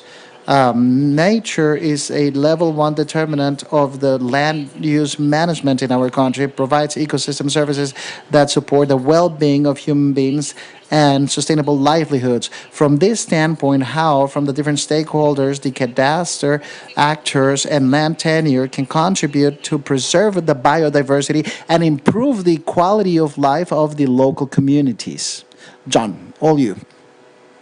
Thanks. I think in my presentation, I spoke a bit about the idea of people remaining in place, that security of tenure would encourage them to stay where they were and not to encroach on lands that were not secured. I also talked about land use planning.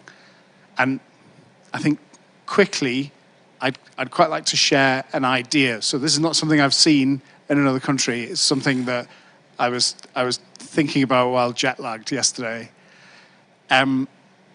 Working in Ethiopia, we part of that land registration work that I mentioned before was about trying to give people incentives to, keep using the land, keep maintaining the records, and also to catalyze what we thought would be the economic impacts on their lives of having security of tenure. We always talk about you get security of tenure and then the next thing you're going to get a mortgage from the bank and live happily ever after, and it doesn't always work like that. So we were trying to work with local government and with micro lending institutions to develop sort of credit products, financial products, which landholders could use their security tenure as a kind of collateral against, and it was a big success. We worked with all these micro lenders, and they were astonished that there was such a demand for these financial products, to the extent that the main limiting factor was a lack of liquidity. There was simply not enough money to give to the farmers. And like the default rate was really, really low. So, I think there's some sort of proven ways we can do that, and we can work on those kind of financial products. So why not make financial products which are aimed at fostering new activities for farmers and landholders that have a green focus or have a climate smart kind of focus? Why not have a special climate smart fund for landholders, where landholders can bring their certificates or their proof of their title and get access to some finance in order to finance some activity which has a green focus. That could come with a range of financial products attached to it as well, not just a loan, but bank accounts, crop insurance, things like that sort of bring landholders into a new realm of financial literacy and access, but also encourage some very positive diversification of activities. That said, that idea is less than 24 hours old. So maybe somebody else has had that idea before or has been discussing it, and I'd love to hear from that if people in this room have been thinking about it as well. Love to hear about that. So thanks. Over to Diego. Diego.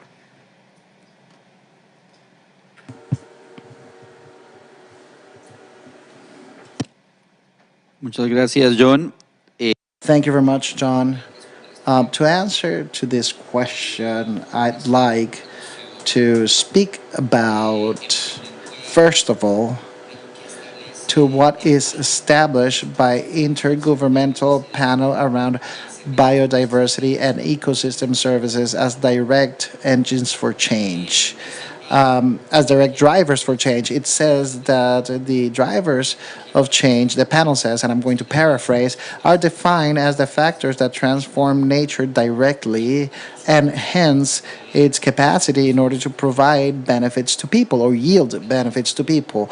At the same time, it is the analysis is done of the transformation processes of biodiversity and the contributions of nature by people, by processes or activities developed by human beings through improper practices. And to that extent, for the Colombian case, the National Assessment of Biodiversity and Ecosystem Services in the year 2021 identified as drivers for change, negative drivers for change, that is, the following 6 processes: the degradation and loss of habitat, the degradation of the soil, the degradation of the water resource and the atmosphere, introduction of invasive species, the overexploitation of resources, and naturally climate change.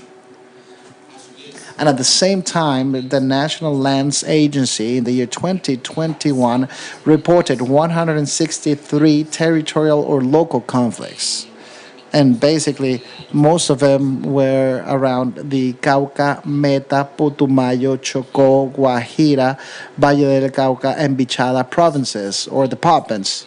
These territorial conflicts, or local conflicts, were basically connected to intra-ethnic conflicts, intracultural controversies and conflicts, and with, different types of stakeholders. So with this reflection, I believe that there are two aspects that we need to consider. First, from the different sectors, from the different institutions, and at the cadastre, what the first thing that we are obliged to do by means of evidence, not the prejudices as usually ends up working for some of the institutions, based on common sense that has been instilled in the country in history, and based upon the evidence, being able to recognize what is it that is happening in the territory because of the relationship between human beings, amongst human beings, and the nature that we are part of, and how this type of relationships that are at the end social relationships and production relationships are changing the surroundings, the environment. This recognition of the on the basis of evidence is a condition. It's a necessary condition. It might not be sufficient enough, but it is necessary though in order to start solving these situations that are taking place in the territory.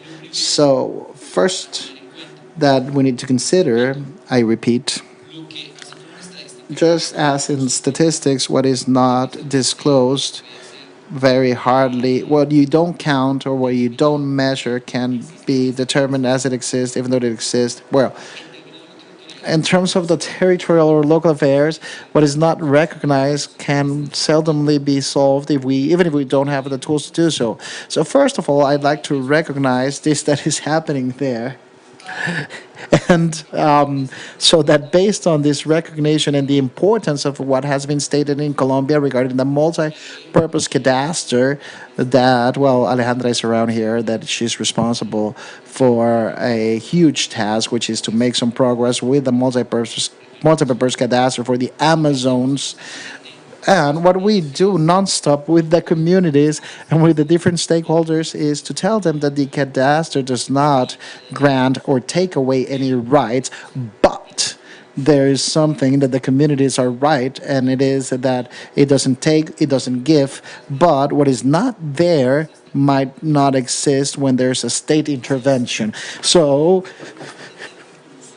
first, it is the matter of recognition of these situations that are taking place, and also some things that we have proposed to the indigenous communities, and is that, well, they say, yes, well, and Orlando Rayo said this at the beginning of the video, is that, well, no, we, at first, that the cadastre was to strip us of our rights, and of course, because when they come to see, they see that what the territory historically has been recognized as indigenous reservation or indigenous chapter, and when we do the cadastre, we check exactly what's happening in terms of the polygon, and we find that perhaps what had to be registered is not registered, and then most likely that can raise some sort of rejection. But to recognize that this is happening gives us the possibility to fix it if there's something that has been done wrong in terms of the state intervention or the state actions. So the possibility of recognizing based on evidence, based on the technical scientific knowledge, is the possibility for the state with that information, so that the institutions with that information along with the communities can make the best possible decisions in terms of the land use of that area or territory.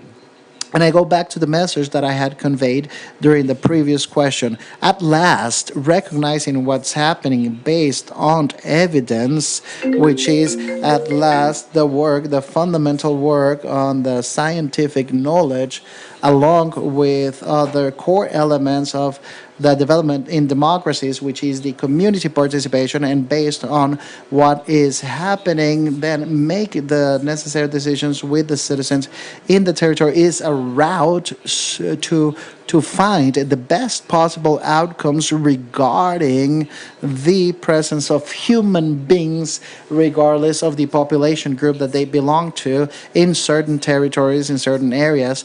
And in this train of thought, being able to put together a long term view of sustainability, ecosystem sustainability, and the sustainability, the ecosystem sustainability at last is the same sustainability of those human beings that live in the planet, of us human beings that live in the planet and occupy these territories. And most likely, that what has happened in different situations. Well, first of all, decisions have been made without considering this reality taking place in the territory. That is, decisions are made that are contrafactual against the technical scientific evidence, but at the same time, most likely in the past, we have also made decisions as a society without even considering the participation of the citizens. And the question is as a society, we do not consider our own citizens. What sort of society are we talking about, and who are making the decisions? So I believe that this is the opportunity to fix what, without a doubt, we haven't done very well in the past. Thank you, Diego. Well, I'd like to thank our panelists for your contributions to this process, for your comments. As I said before, I cannot miss the opportunity that Juan Pablo is here. He is Juan Pablo Sandoval, the Deputy Director of Land Management of the National Planning Department. And I have a question for you, which is also a conclusion of this panel. The question is, I don't know if you want to answer from there, or if you want to join us here. Okay, you can answer from there. All right. How does the design and the implementation of the technological solutions can contribute to the social positioning of the communities in the decision making of their own territories and guaranteeing the compliance of the environmental determinants to accomplish resilient and viable territories? Sí. Bueno, muchas gracias. As well, first of all, thank you very much, and so that we don't go for too long, I would like to state a few things. I mean, a lot has been said throughout this panel. I've taken some notes here, and I would like to propose the following also as a conclusion of this panel, basically. When we talk about bringing together technology with biodiversity and land management, what I heard, and if I did understand correctly, in English, is that there is a starting point. There has to be a starting point. I mean, technology is not neutral. And so that seems evident, needs to be repeated many times, because there is still a way of thinking that says that technology is going to save us, or technology is going to solve everything for us. Technology itself and technological developments are going to save us from extinction and this and that, right? And that perhaps needs to be questioned. We need to wonder about that. First of all, that's what I draw from the panel. And then we have this other matter that Oscar mentioned of the political economy. We are trying at the National Department, or the National Planning Department, of going back to this, because this is something that had been left aside. And as economists, I mean, in Colombia, and I imagine that also in the UK, in the United States, Japan, Chile, everywhere, we are all educated in the neoclassic and orthodox economic theory that the more selfish we are and the more utilitarian we are, that is the best way to accomplish a social goal. And this is thanks to the market mechanisms and capitalism and all of that. But that actually has a fundamental implication, and it is that we economists and a great deal of the social sciences have never thought, or we haven't really thought, or we haven't delved into it, and that's why sometimes we just make big statements and no action, because we haven't really thought about the specific affairs regarding how to carry out solidarity and cooperation. I mean, social science has made some progress around that. And as a matter of fact, there has been Nobel Prizes. As a matter of fact, a woman Nobel Prize speaking about these specific matters, about how to round up the cooperation affairs. And for us, we need to start finding ourselves because in Colombia, we actually live in a country that is the third most unequal country of the world. The figures were just published last week by the World Bank. We do know that the most unequal countries are countries that grow less, that offer less well being and wellness.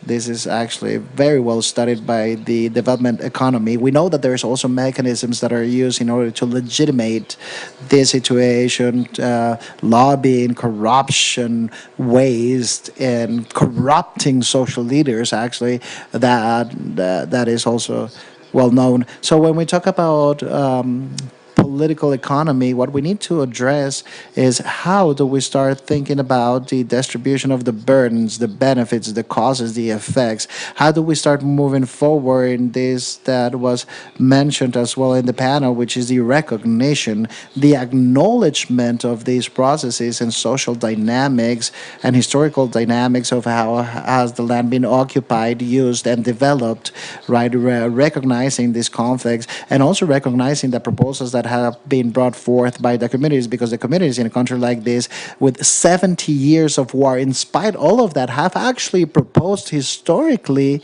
a set of not only demands but alternatives as well. Many times when we carry out our planning processes, land management processes, we start as if we were starting from scratch, and we do not recognize and we do not dig deeper regarding the historical demands, the alternatives, and the proposals that have been brought forth by the communities. So in the Colombian case, the idea is how do we think that technology can help us with this recognition, and how technology can help us solve some of these problems. Of course, when we talk about cooperation and solidarity, you're going to be told you are a dreamer, right? You are just dreaming. You don't even consider the human reality and what you've mentioned in the panel, because there's interest, as you said, John. There's very big interest in terms of land management, land use, and land planning, right? And those interests have taken advantage of the institutional gap that there is around all of these matters. So for us, I mean, we need to start thinking about how all of these technological developments that the country is moving forward with can also help us move forward in terms of cooperation and solidarity. And there's about four main ideas that I'd say that the first thing is, and it also been stated by the panel, we need to improve the quality of the debates that we're having. And to improve the quality of the debate, we need to have the technological developments, but also we need to get to know in depth the local context, local cultures, understand and better classify the dilemmas that arise in the territory. You mentioned the Catatumbo affair, and the matter there is not so easy. There's some territorial rights of indigenous peoples. There's a reality and a social dynamic that has brought the farmers to occupy that land over there, and there's a very delicate dilemma of how we're going to address it. The first thing that we need to do is to classify it much better. Characterize it much better. And there's also another matter there that has to do with better understanding, and it is not about attacking anything or anybody, but we also need to better understand the restraints that all these standardization processes have.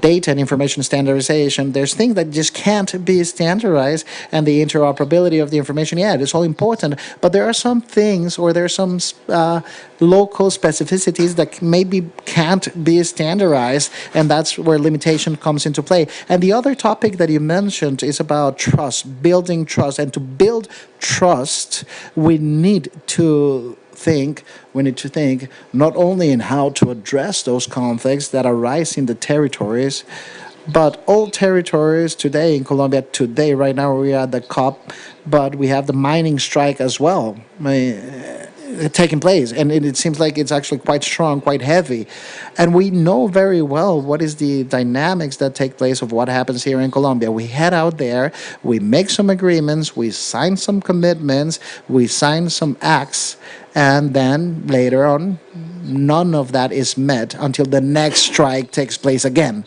So perhaps we should, and it's not a matter of will, we can have the technological developments that help us move forward in adopting the responsibilities, enforcing the responsibilities, enforcing the commitments, so that the public officials will think twice before making commitments. Because sometimes we sign commitments. When I came as director of the DNP, I found certain commitments and I said, "Who did this?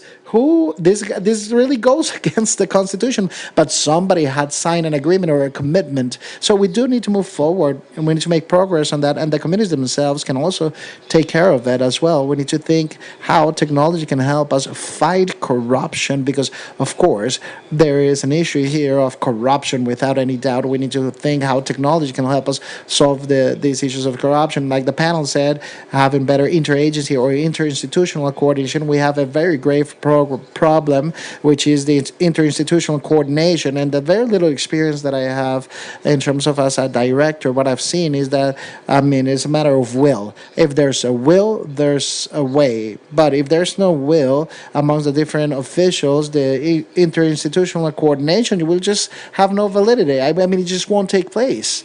And we need to also think about communications. But at the end, though, all of this brings us to another topic, another matter, and it is that there's some things that the technology can offer. There's some limitations, and there's some other affairs that will go through other dimensions that bring us to think the land management administration system and the multi-purpose cadastre policies, given the decentralization and the territorial autonomy, which is another matter that the country is debating, and it is going to have to do it. And in the upcoming years, most likely all of these problems that we have seen are going to shed some light upon this discussion of centralization or territorial economy. Thank you very much, Juan Pablo. Appreciate it.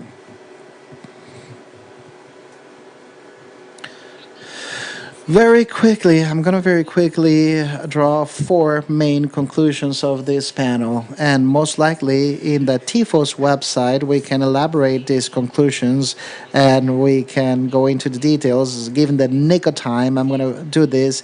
And if I'm not accurate with my conclusions, you panelists, please let me know, give me a hand and help me out, correct any of these situations. So within the main conclusions, we have that it is important to think about local solutions for local issues. While in the National Planning Department, there's global and national outviews, it is necessary to make the decisions at the local level. We have a vision that needs to be addressed for those issues that are taking place there more specifically. And by solving local issues, then it is necessary to propose easy tech solutions that can be used by the technologies. In our territory in Colombia, we have situations, as Herman mentioned, there's no internet in certain places. So how are we going to have access to these services, web services? I mean, all of that. And there's other regions where if they have internet, they have power maybe 3 hours a day tops. So yes, let's go ahead and prioritize some of these things and let's look at the alternatives and make this technology flexible so that it can allow for the information can flow, can be built, and can arrive in different ways. On top of that, technology has to have a environmental safeguard component that has been invisibilized. Technology is considered as part of that issue, and they create apps and a lot of solutions that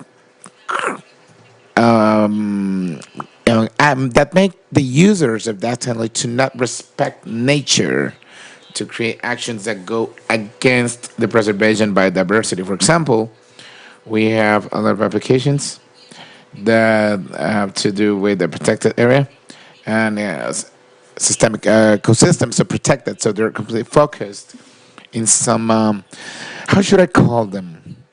Productive and financial objectives. So it's important to see how we can propose this environmental safeguards that technology need to implement in any field. About the data and how do we disseminate this data? Because many times, obviously, this endangers communities. sensitive information, for example, the people that supply the info. So even though it needs to be accessible, needs to be careful with the use of that info. On top of that, Diego mentioned it's how we acknowledge and respect the rights and the contributions and local communities, ensuring their participation in every single technological process that is developed, and for these communities to know clearly what's going on. We just don't want to collect information that they know nothing about or what it's for. When we talk about land use, and when we said we're going to do land use, and people say, what? Because they call it land order in Spanish. So they say, okay, this is not in this order, this is ordered. So to start from this territorial vision locally, to be able to make decisions, it's fundamental to be successful, and so that we can have a real effective preservation and land use management, the concept of territory that each community has. Last conclusion, technology must be used to reinforce and broaden participation and governance. That has to be the main objective of the use of technology, and that every entity needs to take into account, so that when we use it, we can have that work project. Those are the conclusions of this panel, and we would like to thank everyone online and in person for being here with us. Finally, with the institutions that we have been working together in TEFOS, we have been creating a statement in which we want to assume some commitments. And for us, this TEFOS program has been an articulation program to reach agreements, and it's important for us to reinforce those statements. Obviously, from the technical point of view, is obviously naive to make those statements, so that's why we have asked the deputy director to help us out with this statement. So,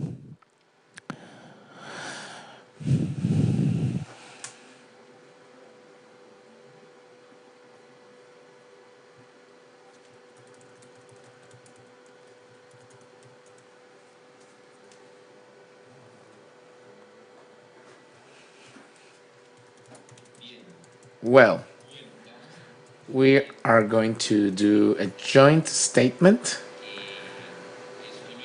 We talked about this with the National Planning Department, with the Ministry of Environment, National Parks of Colombia, and obviously we signed this statement as the Agustin Codazzi Geographical Institute.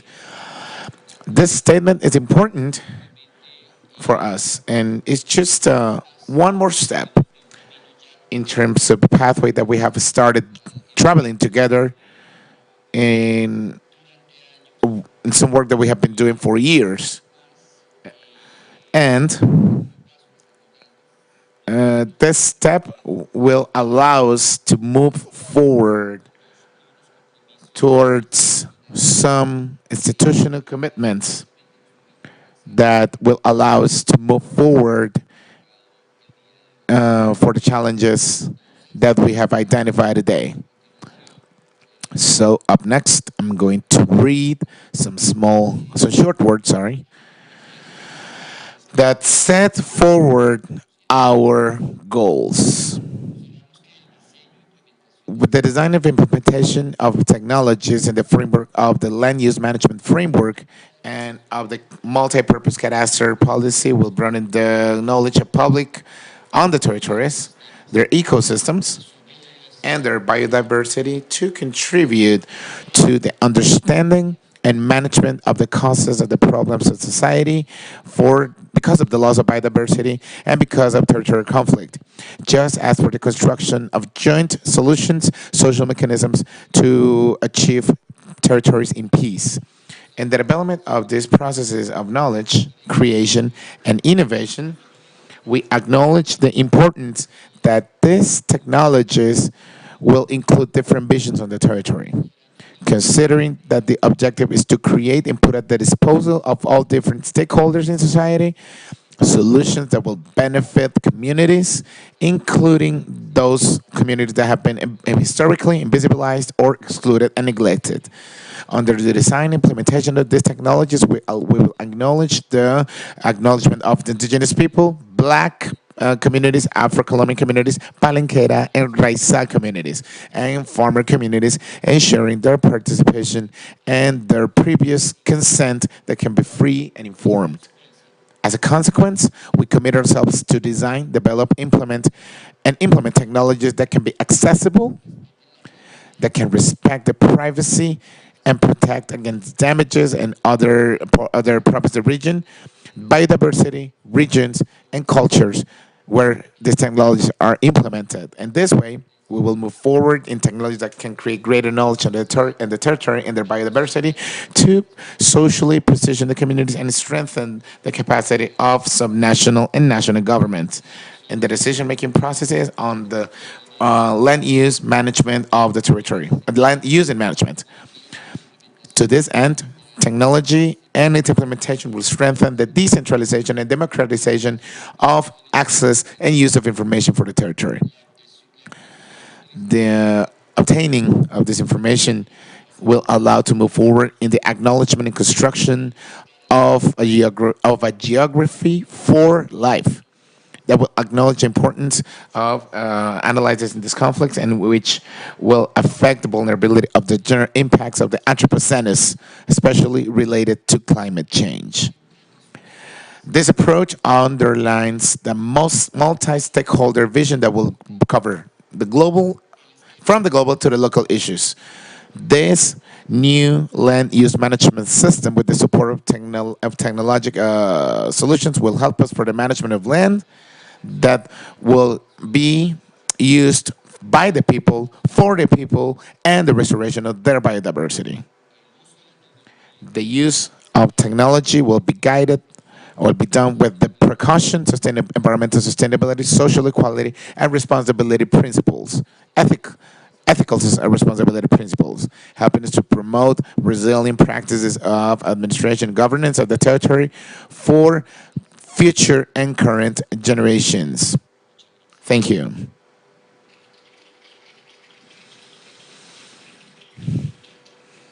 Thank you very much. Thank you to our panelists and the moderator of this space that allowed us to have a broader review of what's happening. Thank you to everyone that was keeping close attention, those of you here in this convention center and also online. If you would like to participate in tomorrow's panels and other panels, you can go online to tefos.co or through the QR code that we're going to show you right now. Master, can you show us the QR code, please? So you can scan it and so that you can subscribe to this panels and become part of this panel that we're going to have in the British House, in the Obeso Mejia House located in Western Cali, 4th East Avenue.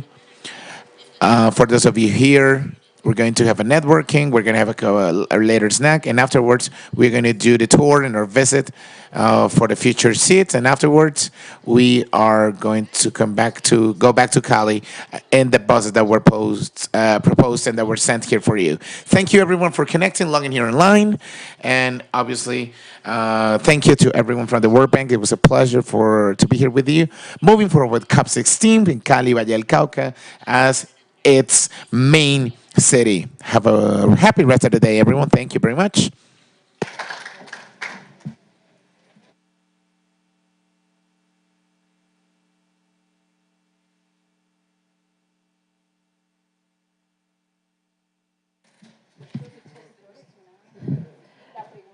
Vamos a hacer una foto, un registro de este evento, de este panel con los expositores, los panelistas y la moderadora. Entonces, los invito aquí rápidamente a que pasemos adelante para hacer el registro fotográfico.